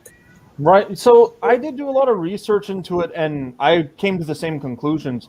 People want bigger books. Like people, like one-shots, like 24-page one-shots do okay, but people want volume. They want a lot more content to read, and they just don't want to buy the book and then blow through it and then wait. And as an indie creator, I'm sure you guys know what it's like. You're not always able to get your books out in a timely manner. Like my Reclaiming Godhood books, it wasn't even like I can't put the dedication for like 3 months. Like it was like a year before the next one came out because I pay for everything out of pocket. And so I figured by doing this, I was like, okay, I'll get a bigger book done.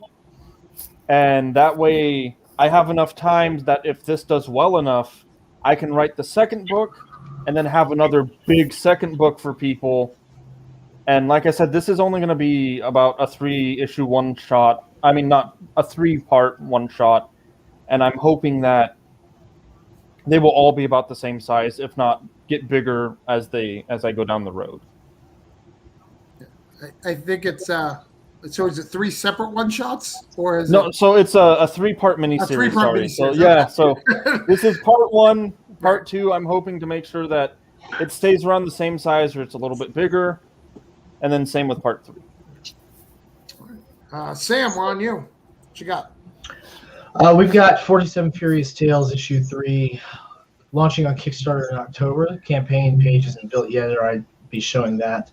Alexia Veldhausen is working to get the book complete. We were hoping to have it complete by the time we launch, but with the Dungeons and Dames project coming right behind us, which we're about to distribute digital this week, she's probably going to have it done either towards the end of the campaign, late October, or early part of November. And then we'll be shipping in late November, early December. We'll have more firm dates by the time we launch. We have a second cover coming in from artist Paul Walcott. Paul had done one of the variants that we did for issue 2, Okay. Which was pretty nicely done. We're really happy to work with Paul. And of course, we have another one by Fernando Ruiz. We're probably going to see if we can get Fernando on for variant for book 4.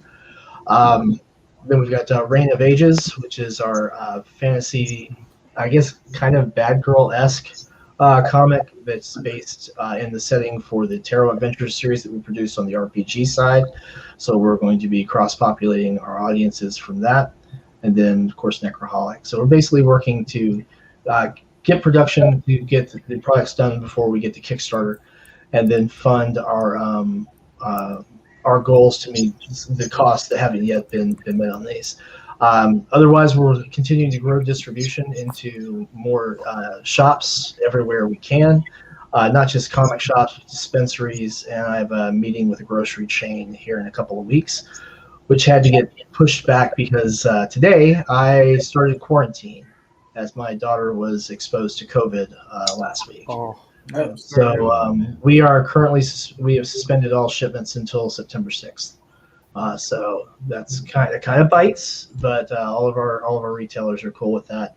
Actually, the collective had a shipment that went out this morning before I got the call from the school. So we had to reach out to them, and they're going to set that aside and quarantine that concurrent with the local health department guidelines, just as a precaution. Because she hasn't been sick, I haven't been sick, but we're not wanting to risk harming our fan base. Absolutely. So before we ask you a question, Sam, David has to go, so I'm going to give him a second to just say goodbye and promote your stuff one more time. David, tell everybody I'm going to make you big all by yourself, all pretty and big, and show everyone that DuckTales shirt. There you go. Yeah, if you want to check out Stake, you can literally just go to stakecomic.com. I always redirect it to whatever we have going on at the moment, so it goes straight to the Kickstarter. And really the reason I'm leaving is because Danny Morales is back in the chat. That's smart. That's a good call. Good decision-making powers there. But thanks for stopping by, David. Thanks for hanging out and give us your insight. Thank you It for was not a having me. mistake for you showing up. Ha. Bye, guys. Bye. See ya. All right. So, any questions? That's a lot of stuff going on, Sam. Yeah. Do you mind if I throw you a tough question? By all means. So I know there was some delays on your RPG, but I got hints that it was done. Did it get sent out finally? Yeah. You know, It's awesome. been, yeah. Yeah, there was a lot of delays on that. It's the project of mine that ran late, and it was basically because of a stupid mistake, and then there was some personal issues that followed immediately after. We had a lot of people who were near to me who are no longer alive. Subsequent to the problem that came up with that book, I had a buddy of mine who committed suicide right before Christmas, and then 3 of my neighbors died in January from COVID. It's been pretty rough. So got through that, and we had some other friends who got COVID, and they survived, but it was rough. So Kentucky's been pretty bad for COVID. So. Well, and even that, you know, even if you're behind on everyone falls behind on the RPG sides. I mean, back at Gloomhaven, you know, they're always a year behind. We're usually not. We're usually like within a week of our deadline. So 72 pages, printed on the best quality paper stock I could get, and we actually fulfilled and then shipped to, of course, all of our retail backers as well, and a bunch of the new backers, new stores who came on reached out, and so now we've got like 20 copies left on hand that I can't move until the 6th. Thank you, everyone. I appreciate that. Like I said, we're fine. I called to try and schedule our COVID test, and they said we could do it on Thursday. I don't know why we have to wait till Thursday, but apparently we have to wait till Thursday. So we'll go get tested. Hopefully everything will come back negative, and then we'll go about. I myself have been vaccinated because I'm considered essential to the court systems here in Kentucky, which was really weird because they lined me up with firefighters, police officers, and nurses for my vaccination. I was like, one of these things does not belong. But they're like, no, you have to be here. I'm like, okay. So, but yeah. Any other questions for Sam? Where can we find your work? Digitally, we're available on DriveThruRPG and DriveThru Comics. We're also present right now. We have an in-demand campaign on Indiegogo, but again, shipping is suspended until the 6th. Digital rewards are available there. Actually, I'm infamous for some people for fulfilling those on streams, which I've been really guilty of, because people like pledge it and they're like, all right, while you're doing that, we'll grab some more, you know, Geminis and pack them up and ship them out. Which we did from the very start of that campaign, actually, because we set that as a flexible goal subsequent to the Kickstarter being fulfilled. And so we had, you know, inventory on hand. But the cool thing about that is being able to move that merchandise quickly out to stores, especially. Really love that we have images coming back from people picking up stores off the shelf. It's been really helpful to help spread the word. And that and little things that we do at the conventions we've been to this year, handing these out with the coming Kickstarter information on them. So DriveThru Comics is treating me very, very well. It's surprisingly well, actually. It was a slow start. We did a promotional giveaway for a project that was collecting revenue for legal defense funds last year for 47 Furious Tales issue 1. And that apparently had the side effect of raising awareness on the title, because then when issue 2 came out, we saw a lot of traffic on DriveThru. Yeah. I think DriveThru is a great avenue for it. I think it does really well. I think I like it better than Indie Planet. To be honest, they're updating their interface too, so there's a few things that are changing right now, but it's pretty easy to get a handle on. We'll be taking to the Amazon outlet for Reign of Ages and the Necroholic as well. And we're not quite sure where we're going to be looking at distributing on the digital platforms in Japan and some of the Spanish-speaking countries yet, but trying to figure out which one's going to best suit those avenues. We're really, really excited to be getting into Japan with Japanese lettered versions of the books. Yeah, that's cool. So I don't want to miss Brian's comment. He's been asking a lot of questions, and that's part of the reason for this. So I've done a 120-page book, but doing it by yourself can be difficult. Since it's just me, I've dropped doing the volumes at a time and choosing issues at a time. I think all of us kind of self-publish, so I think all of us feel it. We may not do every aspect of it all ourselves, but you're with good company, Brian. I think all of us, try to figure it out. And then the hardest part is once you have this thing, this book, what do you do with it? How do you get it out there? And it's being part of communities, right? All of us are part of communities. All of us know who they are. I don't have a great relationship with Kurt or Brandon, but I have a great relationship with Ordinator. But Andrew, me, Sam, and Chuck, they will message me once a month, either with a question or just a, hey, man, I miss you. What's going on? And I'm sure heads up, definitely. Yeah, heads up. Hey, this is going on. Or, hey, I got a distribution idea thing that's working out for me. Hey, you might want to try it. It's being part of the community and doing that and knowing that people have your back. And it's nice to be on spinner racks now, man. I gotta tell you, I love seeing that.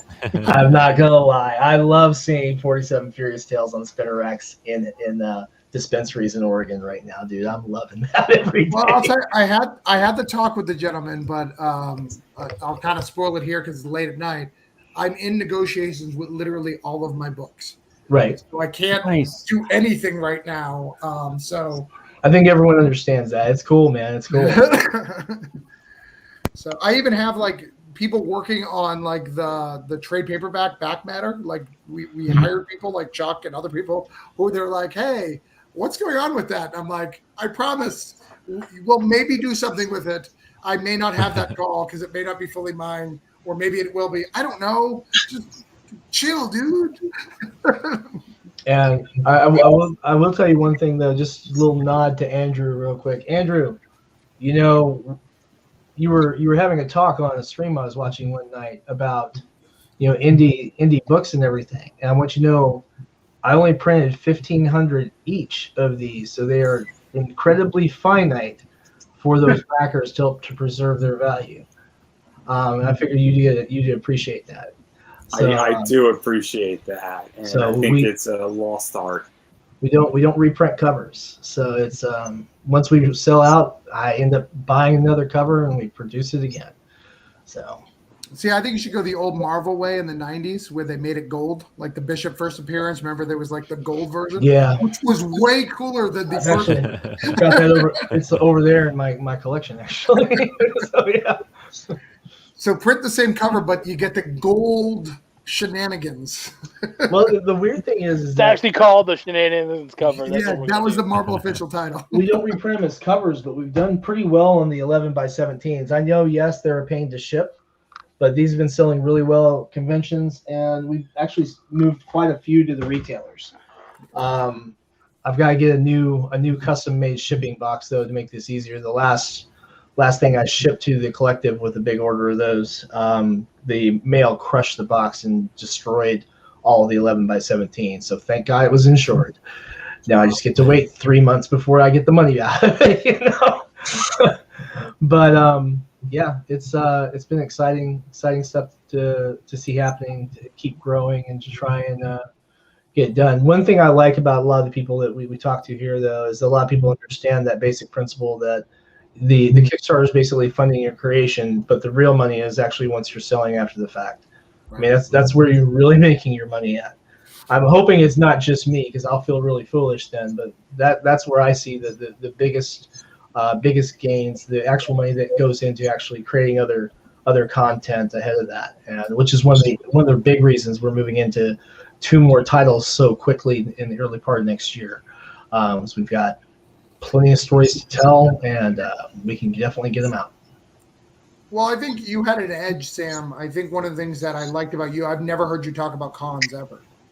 you focus on the retail market, which I think that most of our guys go, hey, I'm going to hit cons. And then they realize, hey, I don't make as much money at cons as I thought I was going to make because I don't have all the stuff. I don't have the wall. David's not here for me to mock, but I don't have a wall of covers to make sure I can get $50 out of everybody sits in front of me. Yeah, I mean, I don't have a wall either. I've been to two cons this year, right? Two very, very tiny ones. Well, I guess not tiny. I went to Garden State. That's not exactly tiny. It's about 3,000 people, but we did really, really well at that. We moved 187 copies of 47 books, sold RPG stuff, a lot of art prints, nothing fancy, just tablecloth, and just being friendly with folks and handing out little free promotional cards. We gave away about 1,000 of these this year, getting ready for this campaign. I don't know about that being friendly thing. I'm not a fan of that. I'm against it. I mean, I try to be friendly all the time. I know I was on another stream with a well-known creator, and he's like, "How you doing?" I was in a bad mood. I was like, "Before we go live, just know I'm having a shitty day. I'm pretty peeved off." He's like, "Well, we're already live, and now I'm worried because I've never heard you." I was like, "Oh, great. Sorry, everyone." All right, Andrew, you'll probably be fast, maybe. I don't know. Let's see what's going on with you. Too long. Yeah, I got a lot of stuff sort of going on. So I run basically, I have one podcast that's been on hiatus due to COVID, the Pop Anime Comics Lounge. And it's more mainstream, and it's definitely more, voice actors, more mainstream DC Marvel type of people. And then also I get some cosplayers and more, professional wrestler stuff up there. But then what I'm really doing right now is conversations in pop culture, which is just on my Facebook page, Pop Anime Comics, and that's a whole derived product out of COVID. Obviously, a bunch of people were getting shellacked. In March, I did 90 in 2020. I'm going to be hitting like 180 this year. Wow. I have a problem, and I'm going crazy. And that's where I'm at. And I'm interviewing a lot of indie comic creators.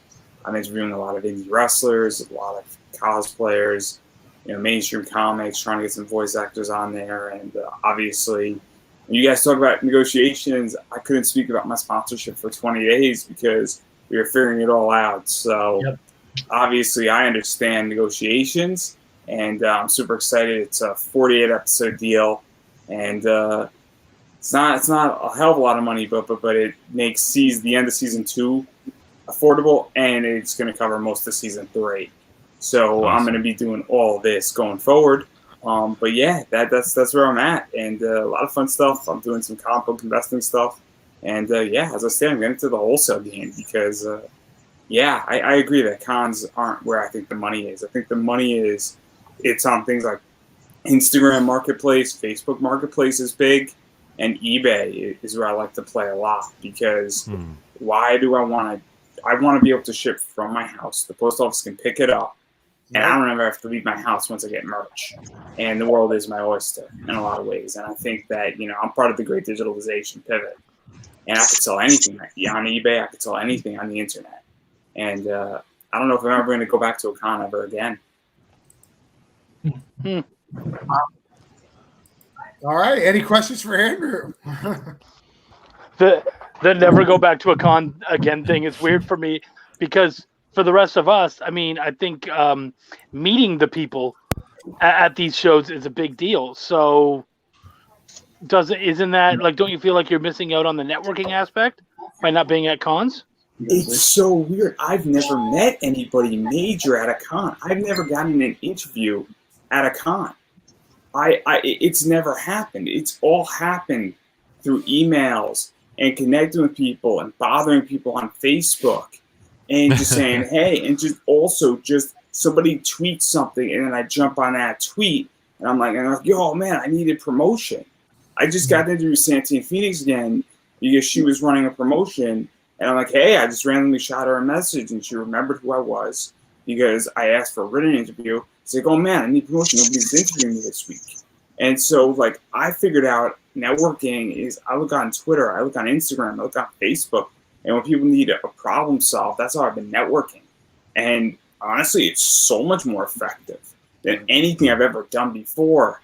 And it's mind-boggling to me because it shouldn't work, but it is. That's no, I could see that. Is it because you're in the Pop and Zenoscope line though? I mean, just throw a little shade. Just saying. So the whole thing about Zenoscope is that I made a lot of money selling Zenoscope books. It funded my entire Roth IRA in 2018 and paid for half the taxes on that. So that should give you an idea of how much money you can make with the Zenoscope books. But even still, it's just like, I don't know. I just hit people when they have problems. Because look, everybody here needs media. I don't think that that's a secret. And so when you go to a con, when you're looking for media and very much free media and earned media, a convention's not going to give you that. That's all paid. And so it's great. And I get it. Look, I used to do a bunch of panels. I had more people when I was live streaming my panels watching than were in the room. So it's always been an online play for me. And I don't know. It's and I like the online space more. And honestly, I could do way more. And I'm way more influential. I've helped more people and gotten more media exposure for people in the last, I would say, 20 months than I've ever been able to do at a con. Well, we got to talk tomorrow because I've got books for you. We got to figure that out. So we'll figure that out tomorrow. Now, with the, shall we say, the accelerated return of people into public spaces, are you seeing a larger interest in one particular type of pop culture or one particular facet of pop culture over others? I mean, I would imagine it's because wrestling, I know, has been seeing a big resurgence as people are now starting to be able to go in smaller quantities to arenas. So are you experiencing that as well, or is it something else? Pop culture wise, I think what's starting to happen, I think three things are happening. I think wrestling is huge right now, obviously. Yeah, and I know a bunch of you lost respect for me because of Saturday night of my statement. And no, John Cena did not win his 17th world title. I was very upset about that. I don't know anything about wrestling, but even I've seen the trend, where so many more people are talking about it. Yeah, I'm completely out of the loop. So it's an inside joke. If you go on my wrestling Facebook stopped on Friday night, Andrew. Nobody cared about Saturday night. It's okay. It's okay. I take my licks and I just cried myself to sleep that night. That's not the point. But I think that people are really interested in wrestling right now because obviously CM Punk's back. There's a wrestling war going on. And there's a bunch of good product coming out. And also people are just so sick of everything else. And then on top of that, we have good Marvel movies coming out and bad Marvel movies coming out.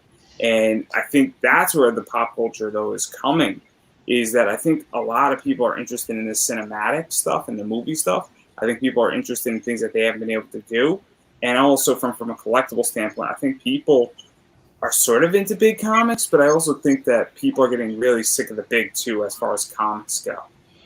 So that's where I also think indie is starting to rise up again. So where is the interest that we're seeing in this long-awaited Ghostbuster movie? What's happening that's keeping that so toned down, do you think? I think it's the fact that the last one bombed. And that might not be politically correct. And there was a lot of reasons why that movie bombed. But I think that a bunch of people are saying, hey, I don't really care about the Ghostbusters. The last one was bad, and I think it left a lot of negative tastes in people's mouth. And it was very painful. You felt it in your wallet. I went to go see it, and my wallet hurt after that movie. And I thought it was supposed to be funny because I love Leslie Jones. I think she's hilarious. And I was expecting it, and I think that people have a negative taste in their mouth. And I also think people, the Ghostbusters aren't their crew either. I think the issue with Ghostbusters personally is that there was no real side realm for the Ghostbusters. You know what I mean? Like those 4 guys were always the main focus, even when they went forward and they did a cartoon and they did all that kind of stuff. It was always about the 4 guys. So bringing in new people, it felt like a reboot of sorts, and everyone was like, no. This whole franchise is just built around 4 guys. We're not used to that. And I think part of the problem with this new movie is that they're saying some of the guys are going to be in it, but we haven't really seen much of them. So it's like, are you pulling the wool over our eyes? What's going on? So I think there's just a lot of like trepidation where that's concerned. I mean, I personally don't really care too much about the Ghostbusters. Yeah, I agree with that too. See, I think that's going to be a big surprise at the box office. I think that it should do a lot better than people expect. I think that's going on. I think they're waiting to know that box offices can produce. I think that's one of the reasons so many people are buying up all the toys while they can. You know, I think there's going to be a lot of people flipping those coming up. Now, I got another one for Andrew, though, because, I mean, we got a lot of creators. Well, hold on, Sam. We got a couple people got to go, so let's get them out of here real quick. You know, it's a lot of us. It's late night. Yeah, sorry. So we've got who's going to go here? We've got Braden's going to go. Braden first. Tell us where to find it. All right, guys. Thanks for tuning in. Thanks for having me, by the way. I think the only one I know here really is Chuck, but it was nice meeting everyone and seeing all your campaigns and everything. I'm probably going to go back all of them after I get off of this. But you can find me at Braid. We're going to miss it. Okay. But you can find me at Braidoxian Studios on Facebook, Braidoxian on Instagram. Kickstarter launches September 1st and will be going until September 31st. Hit me up on Pop Anime Comics. I'll fit you in. I definitely will. Thank you. All right, guys. Have a good night. Thanks for having me. It was nice meeting everyone. Next, yeah, Ben? you too, man. Take care, Braden. Ben, you want to say your goodbyes? You're muted, homie. Yeah, he's muted. You want to unmute? You're muted. Mute. There we go. Sorry. Yeah, nice talking to you all. Nice to meet you. I'll see you out there. I got more Kickstarters coming up, but I'm excited to have there it is, have a series in stores. So in November 10th, it'll show up at my retailer, and I'm extremely excited. So I appreciate your listening to my pitch, and I'll look for your Kickstarters out there also. Awesome. One more question for you, Lee, Ben. I know you've done this for a long time. I've seen tons of art. Yeah. If a store wanted an exclusive, they probably wouldn't have to pay for art. You may have some already, correct? I have so much art. Yeah. Okay. It seems like a lot of real retailers want their own artists to do. Absolutely, But yeah, I have a lot of art, a lot of excellent art. We have 5 issues planned, 2 covers per issue. That's 10 covers that I have planned, but I have another 20 to 30 excellent pieces. So excellent. All right, cool. Well, thanks, good guys. night, Ben. See you, Ben. See you, Ben. Nice meeting you. And Nador, Nador. Wow, my struggling. This one shock top was out of control. Tell everyone one more time about Manchild and where we can find you and all that good stuff. Yeah, for sure. You could find me on Facebook, Nondor Fox Schaefer, Twitter, Instagram. It's just my name. I'm probably the only Nondor that you know, so you'll find me pretty easily. And yeah, please back Manchild on Kickstarter. We got 8 days left. It is meant to put a smile on your face. If you want to have a fun time, if you want to celebrate what it means to be a fan of comics and superheroes, Manchild is for you. It's about being a comic book fan. And, I think a lot of people are struggling with a lot of stuff, and there's a lot of darkness out there. And this is a story that is going to make you feel good about being a comic book creator, being a comic book fan, and looking back at what heroes are all about and just the beauty of superheroes in general. And there's a lot of fun. It's all coming from a place of sincerity and celebration of Stan Lee and Marvel Comics and wanting to give back after all these years of these creators that have inspired me as a person growing up. So yeah, I hope you check it out. But yeah, thank you so much for having me, and this was awesome. It was great to meet you guys. I know I've met some of you in passing, and we've chatted online and stuff. So I'd love to do this again. So thanks for having this, Travis. It's awesome. No problem. All right, have a good one, man. Yeah, you too. See you guys. All right, Sam, you can ask those tough questions, or does somebody else have to go? Well, tough question time with me. This is what tomorrow's going to be like, doubling it up. Right. So this might be a little odd though. The question for this is with the whole issue of speculating on comics.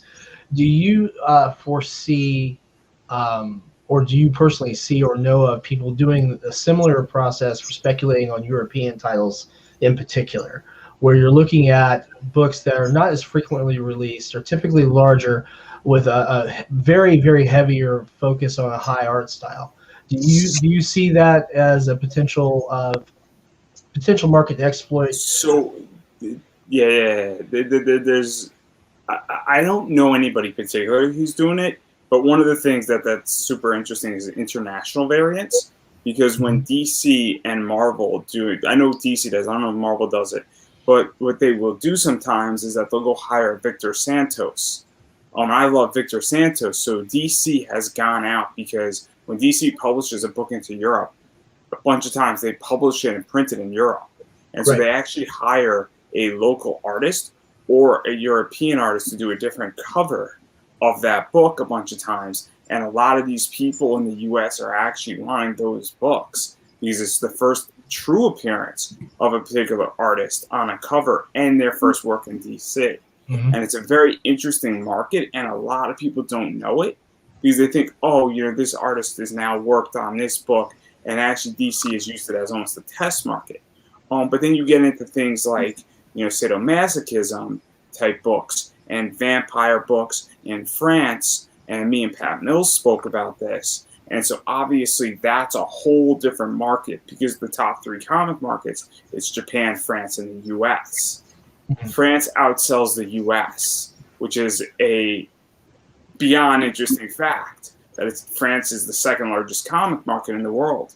And so obviously there is a collection and there's a market for that type of stuff. I don't know about much people speculating on that stuff, just because I don't play in that field, but I'm sure people are doing it, but I don't know anybody personally.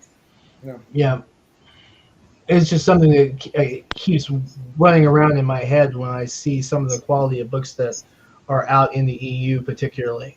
And even if they are only coming out quarterly, which is more online with what we see in Kickstarter release books anyway, the quality of the workmanship on that has been blowing my mind.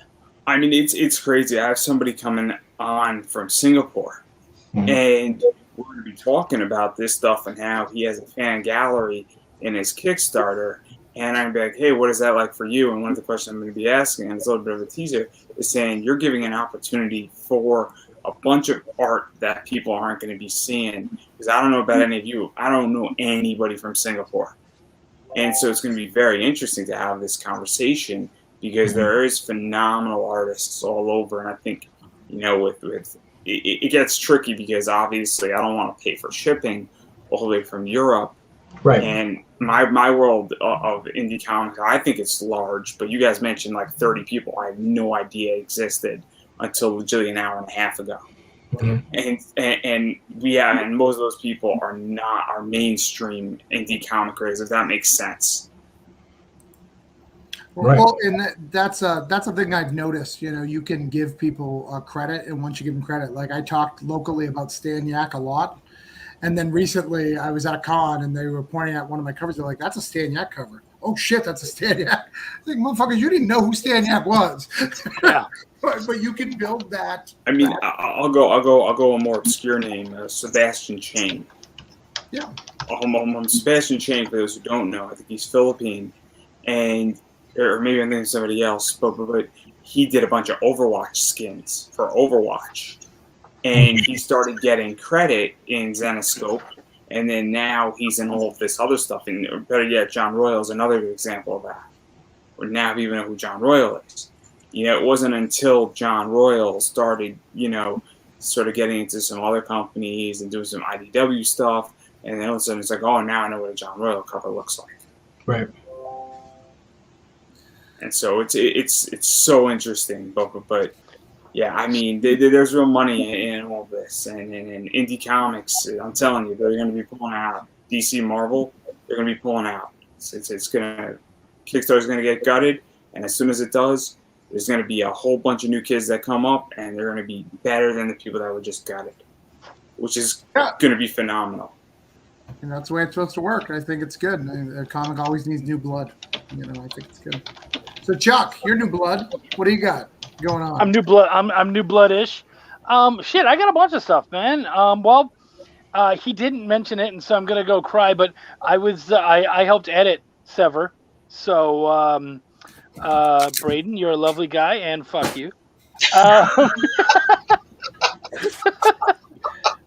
He's not welcome back.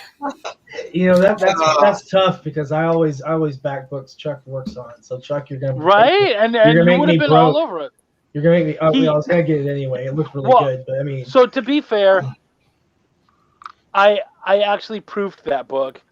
He had a different editor, and then I'm not sure what happened, but I came in and he, like I said, he and I are good buds. He's been really good to me, and I was like, "Hey, man, do you want someone to come in and help with that?" And he's like, "Yeah, if you don't mind." And so I jumped in and I took care of the proofing on that. So I was glad to do that. He and I are also working on another book, Outlast, Outwash, or something like that. Mm-hmm. Oh no. Outwash Onslaught. That's what it is. And that's going to be a really good one. You'll probably see in the next year or so. He's got an amazing Chris Mad cover that he's been showing off for that. As far as what's going on right now, I'm in an anthology as an editor for a book called I Like Robots, which is doing pretty good. It's got about 8 days left, and it's a fun piece. I got to do a piece with LK and Gino, Leanne, and she is absolutely great. I do so much work with that woman. Her and I meet all the time, and it's funny because I end up doing so many anthologies with her as her editor, and then because they'll go through when they're doing the stuff, they'll be like, who should we highlight? Who, what names are we going to use? So they start like, all of a sudden my name is getting thrown up and these things, and I'm like, am I in this? Oh, Leanne did that. Oh, okay, cool.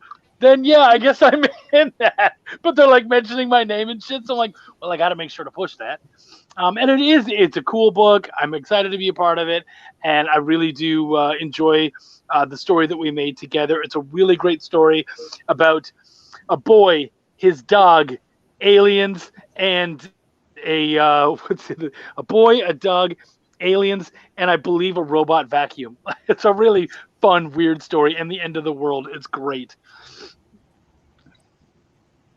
So I got that. Of course, that's our art right there. That's our little story right there. Okay, hold on, just to give you guys an idea. Eric Wolfgang did this. Jesse Belkson. But if you hire this girl, okay, here, she's gonna make sure you get noticed. Chuck, the letterers, Joel. I assume this is the colorist or the artist and colorist. I mean, yeah. She mentions everyone. John, she's great. I love her. She does not fuck around. No. So yeah, I love working with her. Of course, I'm also working on. I also got to work on the amazing book, The Collective, Tales from the Collective. Mm-hmm. I got to edit several pieces from that. Which I'm super excited of. And of course, it's got something from Travis. It's got something from our boy, John Hedrick. It's got something from our dude, Dave Galliano, whom I absolutely fucking love. And then, of course, my favorite person on the planet, Wendy Gale. She has a piece in there from our Bonfire's future book, Viscarian Tales. She's got a little short story called The Gem Job, done by, thank you, Jason Doobie. You are the man. You are my second favorite Doobie. Yeah, I haven't laughed enough this one, so I'm gonna have some fun and talk some shit. Bigfoot Bud out of Oregon, man. They'll hook you up. I'm gonna. Can we talk? Stay here for a second, just because I'm in this book as well. Yeah. Trying to make sure. Yeah, no, I wasn't planning on leaving this one yet. Yeah. Well, let's. Kurt's gonna take off, so let's get Kurt. Oh, to do okay. his thing. Totally get it, Kurt. Go ahead. Tell us your piece. Tell us what's up. We'll make it big. Thanks, guys. Thanks again. Spectrus and Sabanian. It's a supernatural thriller. It's on Kickstarter right now. The campaign ends Saturday night at midnight, and we are funded. And right now, we're working on stretch goals. So, thank you again for your time, and good luck to you guys and on your projects. Definitely. Thank you. And I'm going to tell, because Chuck upbraided that other guy, I'm going to say Chuck is helping me on some of my books. So I better give him some credit before I get off and he harangues me. Or I'll talk shit while you're gone. Yeah, he is a respectable editor. He will wait until you're gone before he talks shit. Oh, that's Yeah. good, because if he's got brutal honesty for me, I can take it. I'll take it right now, honestly. So, Here, I'll just put you two together. We'll just get the two of you somehow. We'll figure it out. And that's what I'm asking him for, some brutal honesty, which is probably what I need. But hey, thank you guys for your time, and again, good luck with your projects, and I appreciate you having me on the show here tonight. Looking forward to your Nice work, hanging out with you. Hey, thanks. all right. Well, hold on. What happened? All right. So, one of the cool things. So, we're gonna wrap it up after this. Chuck, do you have another project after this? You, me. I have several other projects, that I can go through quick, but so we're not going to wrap up. But I'll wrap up my part with Chuck in this one, because that's all I got. One of the cool things about this that I want to tell, if anybody who got to this point, I probably should have talked about it earlier. Now that this is funded, they've got stretch goals, other stuff, but they want this to be a reality. This is part of their store culture, is what they want. Mm-hmm. So they're going to keep doing this Tales of Collective. The history of it, as most of you guys know, Chuck and I are both part of the Advocator. And these stories came out of extra ones that we had for the Advocator, for the last Advocator. So all four of them were planned for the Advocator, with two other ones. And then we decided to get it to the store, because one of the things that Chuck and I are do is we're men of our word. We promise these people publication. So we're going to make sure that happens. Even if it's just myself, because I'm in here and Jonathan's in there. But one of the things that Tales of Collective is going to do is they want to do 3 more issues, next year. So they can have 4 issues a year. Basically, this would count for 2022, and they want to do stuff. And I know they've already talked to 47 to Sam, and they want to do this as a thing. So I really encourage you, if you've looked at this, you haven't heard about this, and you're an upcoming guy and you're an indie guy, and you want to get something, you want to get into a store and get good with the store, this is a good person to talk to. Go ahead and talk to Danny. Try to see what that looks like. I actually have a meeting with the owner to talk about what that future looks like, what my part in it, if anything, will be. But yeah, it's a beautiful project. As you see, it is 100% done. Unlike done. It's all here, all done, all the stuff. We just got to send it to the printer. Get the variant covers all approved and call it a day. The Collective is a great store. They've been good to Sam. They've been good to Chuck. They've been good to me. Yep. They're good people who really want to support indie, and they're much like Andrew, just on a different level. They have a store. Andrew does it on a podcast on a regular basis. They do it in their store, showing, hey, follow these guys, because these guys are the guys who are going to make it to that next level. Yeah, I'm scheduled to appear on Friday, actually. So, you're on their Friday thing. Yeah, the Friday thing for the RPG stuff. Yeah, nice. But yeah, there's a lot that we could do with the contribution on that. My question is, have you looked at any other shops who might want to mimic that model? Because that's a really interesting, not just a marketing issue, but a really great way to help consolidate and bring your customer base something truly unique. It's definitely something we could do. Again, this was not our intention. Was not to make this an ongoing thing. It was more of a. In fact, if I remember correctly, Chuck, wasn't this really designed for their first anniversary, the new store launch? Yeah. kind of just as a one and done, for their new store launch. But they've been so active in our community, and we've helped them, and they've helped us in that community.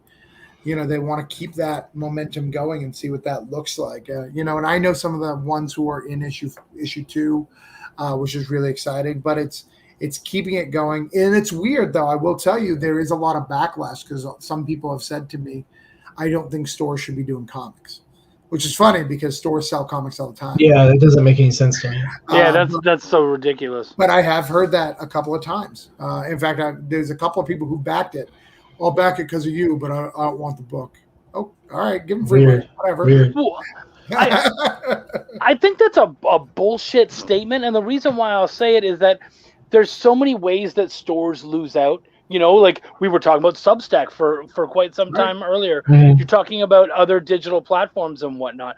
There's a lot of ways that they lose out, and yet they have been and are a pinnacle of our entire industry. And then they make an attempt to try to do something really cool to not only add to the culture, but to do something good for themselves. And then we're gonna talk shit. Like, come on. It gets even more crazy because stores do variants, and this isn't that far off of it. Now, this is some of that stay in your lane bullshit. And something they completely control as far as with regard to their business model. So they can produce, books like this and appreciate the fact that they have direct control over their retail point and their creation point. It's like that small group of creators who also own their own stores and are really moving merchandise that way too. Only here they have such a huge opportunity with such a large concentrated base of so many really talented artists and creators in that area. I mean, goodness knows how big you could make one of these. Yeah, absolutely. I think it's a good business model. I think it's really cool. I totally get it.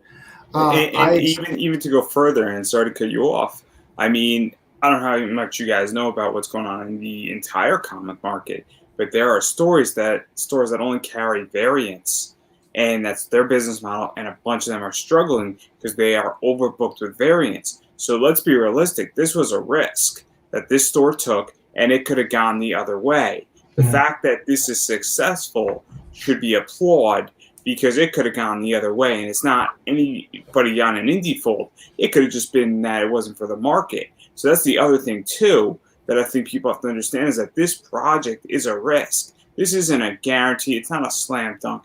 It's a store saying, hey, we want to take a risk to do something, and it's working, and that's a good thing. Yeah. Well, and a little behind the curtains for people who watch the replay of this, because I don't think there's people watching, but I don't know who they are. Hi, Wendy. And I don't know who the other 7 are. Jason. Jason, is no one owns any of these stories. They're just printing them. So that's what's great about it. So Wendy does not lose her rights to this story. This is not exclusive to them. It just was there first. My story for Voodoo Nations is not exclusive to this thing. The Cable story is not exclusive. We just let them have a story for their store that helps them get the stuff, and we let them have it first. It's not a big deal, but it doesn't hurt me as the creator at all. All it does actually is help somebody else promote my work and get the stuff. As people who've done Kickstarters here, Sam, myself, and Chuck, it's really nice to have other people talking about it. It's a shame. It's crazy to me that this is only 51 backers. Here's the thing too, though. Keep in mind that this backer count doesn't even tell even half of the story on this. Oh, because sure. The store's traffic itself. There's a lot of people who shop there who aren't going to pledge the Kickstarter because it doesn't necessarily make a lot of sense when they can come in and pick it up. Now, I can tell you truthfully that like 47 Furious Tales issue 1 has sold over 100 copies at the Collective. Yeah. And I don't know a lot of indie books that can, it just blows my mind when I say that, because I know I have friends who have sold 50 or 60 at appearances at shops, but I don't know anyone who's had shops keep ordering and ordering and still be able to buy those books. I mean, you probably do actually with some of your titles, Travis, I would imagine. Well, yeah, but I mean, they buy exclusive covers and stuff like that. Right. So it's a completely different animal. Like yours is actually on some level more impressive, right? Because there's not the extra desire. Oh, this is exclusive cover. It's got our thing. It's blah blah blah. It's just you are just a book on the shelf that they push. You know, that's odd sized, right? Yeah. Right. It's digest size. I mean, we shipped them the shipment last week. They put it on the shelf. They sold out in 2 days. Right. And so we had another batch that went out this morning that they're gonna have to sit on for a couple of days. But I mean, it'll move off the shelves again. But and I guarantee you, and this is going to sound messed up, but if you're shipping them 20 books or 30 books and they all sell out, that becomes desirable. And the fact that your books have to essentially quarantine for safety reasons, and people want them because obviously if you sell out 20 or 30 books or even 10 books, somebody's going to walk in and say I want an 11th, and they're going to want it even more. And so I guarantee you, when these books are safe to go, they're going to fly out within a day. They're not going to have to wait 2 days. Well, I mean, this is one location. I'm sorry, Travis. Go on. Just something that I wanted to add that you guys may not even know. One of the things that makes Collective really smart is they don't blow their whole wad. So let's say Nightwing 78, the one where they just revealed Nightwing's sister, to be that Nightwing has a sister.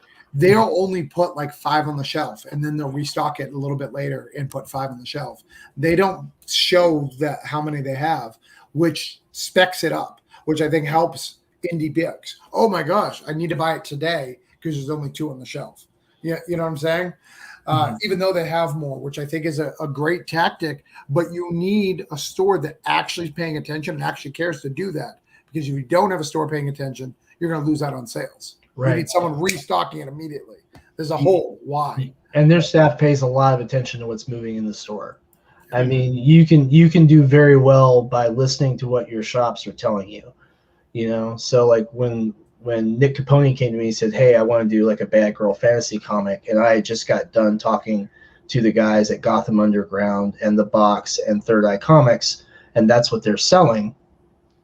Yeah, let's do Bad Girl fantasy comic. So,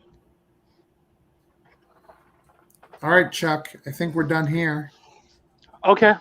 I mean, I am going to say real quick for that, you don't have to necessarily show the pictures or anything, but as someone who did edit most of the pieces on there, I worked on Wendy's piece. I did some proofing on Dave Galliano's, and one of the clerks at the Collective, Megan, had a piece in there as well, which I went over and helped her with and was a part of as well. So I've read all of the pieces. They're really great.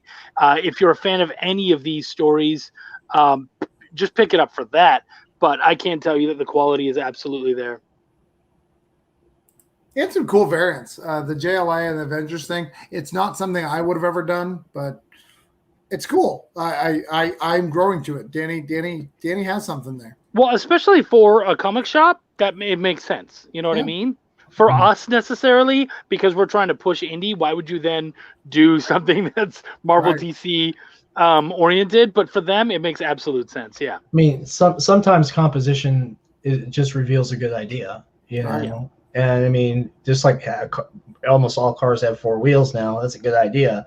I mean, if it's something that works, if it's something that's appealing and works with your story, then implement. Yeah. No, absolutely. All right. What's next? What book do I gotta type in now? So we did Sever. We did the Collective on the 7th. Cat Dad and Supermom is dropping issue 2.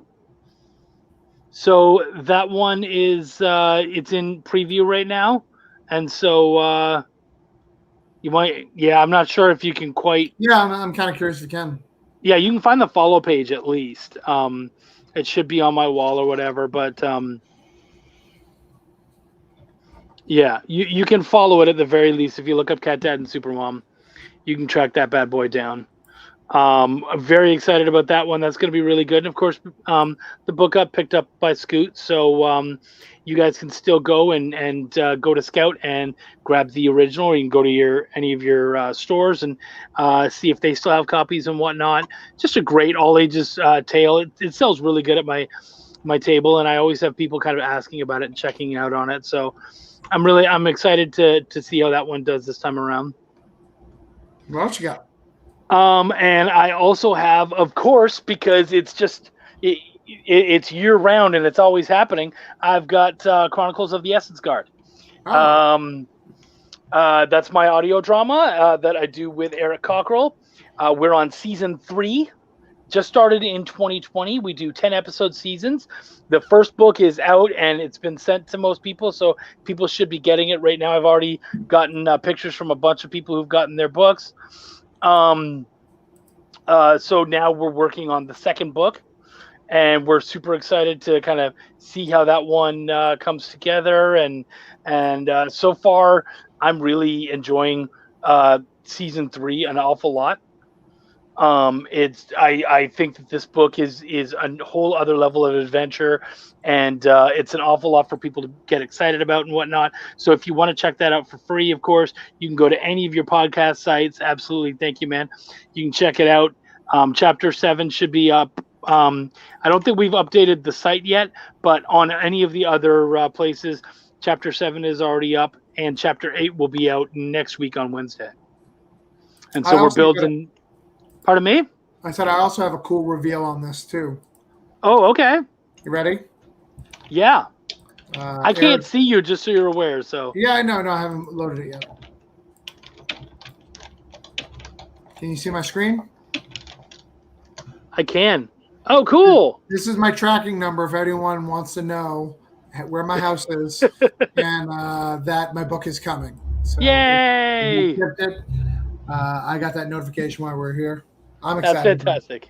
Good. Yeah, it's actually it sold really well. I was a little cautious, a little worried about how a novel would sell with all my comics, but it's done really well. So well actually that after my second con, I just had to contact Eric and say, "Buddy, I'm almost sold out. I need another stack." So yeah, it's been very good, man.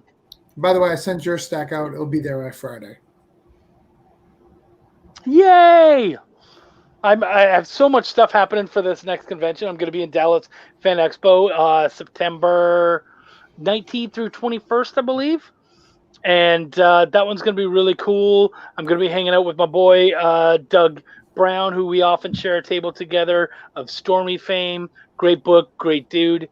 And we're going to have a bonfire table. So we're going to have the new Bonfire Press banner, which should be in about a week. We're going to have Bonfire Press masks. We're going to have Wendy's collective books to sell and prints from her book. It's going to be epic. You guys are going to have a great time.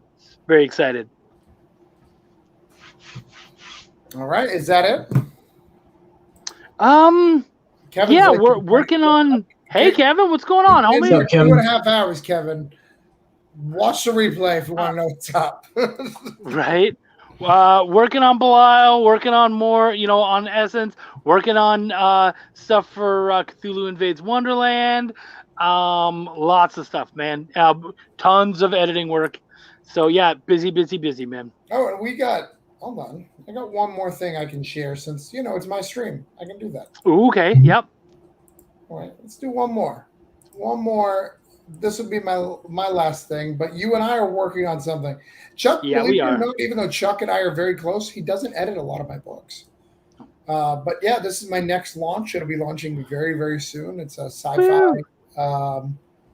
It's called Expired. It's basically a world where they have to wear these bracelets, and these bracelets tell them how much oxygen they have left, and you're only allowed so many breaths because the world is full of ocean. So this is an issue 1. As you see, I'm still editing it because who would love Voodoo Tales? This is going to be launching very, very soon. We've got some really cool covers. We've got some cool things that will be announced. But yeah, that's the new Orange Cone book. This is kind of the behind the scenes. It's not ready for mainstream, but nobody's going to watch the video this long anyway. So I'm kind of sharing it just with you two.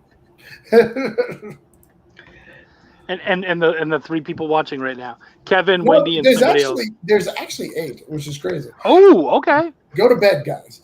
Right. Just cranking out lots of creative. I'll catch the replay. Oh, good. Yeah. I was just messing with you, Kevin. Thanks for stopping by, man. So yeah, man, just always busy, getting shit done. But yeah, let's say our goodbyes. Let's do our thing. Oh, like Kevin says, I see 8. Sounds like a clean air remaining in Washington. Yeah, he's talking about expired. Oh, the air. I feel you. Yeah, it's mostly milk jokes. I'm glad that someone did a milk joke. I appreciate that. Something new. But let's go around, say goodnight. Let's get off the air and the broadcast. It's been 2.5 hours, 2 hours and 40 minutes. It's a long time. I know Sam jumps on these every night, so this is common for Sam. And Chuck normally jumps on these a lot, but the struggle is real, man. You gotta keep working. Okay. I've been quiet. Yeah, it's true. Been quiet. And Andrew's producing his own, so he doesn't need to jump on anybody's. I need media really badly. Yeah. All right, Sam, say your goodbyes. Everyone, it's been a great pleasure. Travis, thanks for having me on. Andrew, good to talk to you again. Chuck, as always, a pleasure. We are currently scheduling podcasts, interviews with bloggers and YouTubers for October for 47 Furious Sales Issue 3 promotion, January for Reign of Ages promotion as well. So if you have a YouTube channel, a blog, or podcast, reach out to us and we will get it done. Sonopa Publishing. That's how you find us. We're on all your major social media channels. All right. Chuck? Yeah, man, you can find me on Bonfire Press at Facebook, Bonfire Press. You can find me, of course, on Facebook, Chuck Pino, Pineau. You can find me on Twitter at Chucky Pin. You can find me on Instagram, Chuck Pino. And of course, if you go to YouTube and you look up Chuck's Raw Reviews, you can find my comic book reviews and my weekly show that airs every Tuesday live on YouTube and Facebook, where I talk to another cool creator and we get into that into the nitty gritty of creation. Actually, I've had all 3 of you guys on the show before, so you've all been guests. So yeah, man, it's a great show. Absolutely have a good time with that. And you guys know how I finished that one out. My name is Chuck, and I give a fuck. Thank you, guys. Andrew. Yeah, so you can find me on Facebook, Pop Anime Comics. It's a Facebook page. You can also find me on the Comic Book Investing System podcast if you want to learn how to make money with comics. I'm also on YouTube under Pop Anime Comics. Same thing with Chuck. I definitely interview a lot of creators from all different aspects: wrestlers, comic writers, cosplayers, voice actors. So obviously you can check me out wherever that fancies. I have a Facebook group called Indie Comic Connect. It's free to join, and you can post once a day, whatever you want to post comic related in there. So when you have a Kickstarter, it's just another place to drop. I'm on Twitch. My Twitter is Pop Anime Comics. And anything with Pop Anime Comics is mine unless I owe you money. And if that's the case, I'm going to quietly walk away as if I broke something in the store. And I am Travis Gibb, owner of Orange Cone Productions. We do Broke Down, Voodoo Nations, Cthulhu Invades Oz, other stuff, all sorts of cool stuff. Inspired, as we just announced. Thank you guys for hanging out with us tonight. I don't do these nearly as often as I should. But I hope you guys had a good time. I think we had a great group of creators that showed up. A lot of people from various different skill levels, from Brendan Cox from low level to the publisher Scout. I think we definitely bring some people together. And I appreciate every one of you guys who felt like I was a good platform to help promote your stuff. And if I'm here for you guys whenever you guys need it, any creators, if you have any questions, please message me. I'm here to help you guys. And good night, guys. Good night. We're going off. Thanks, Travis.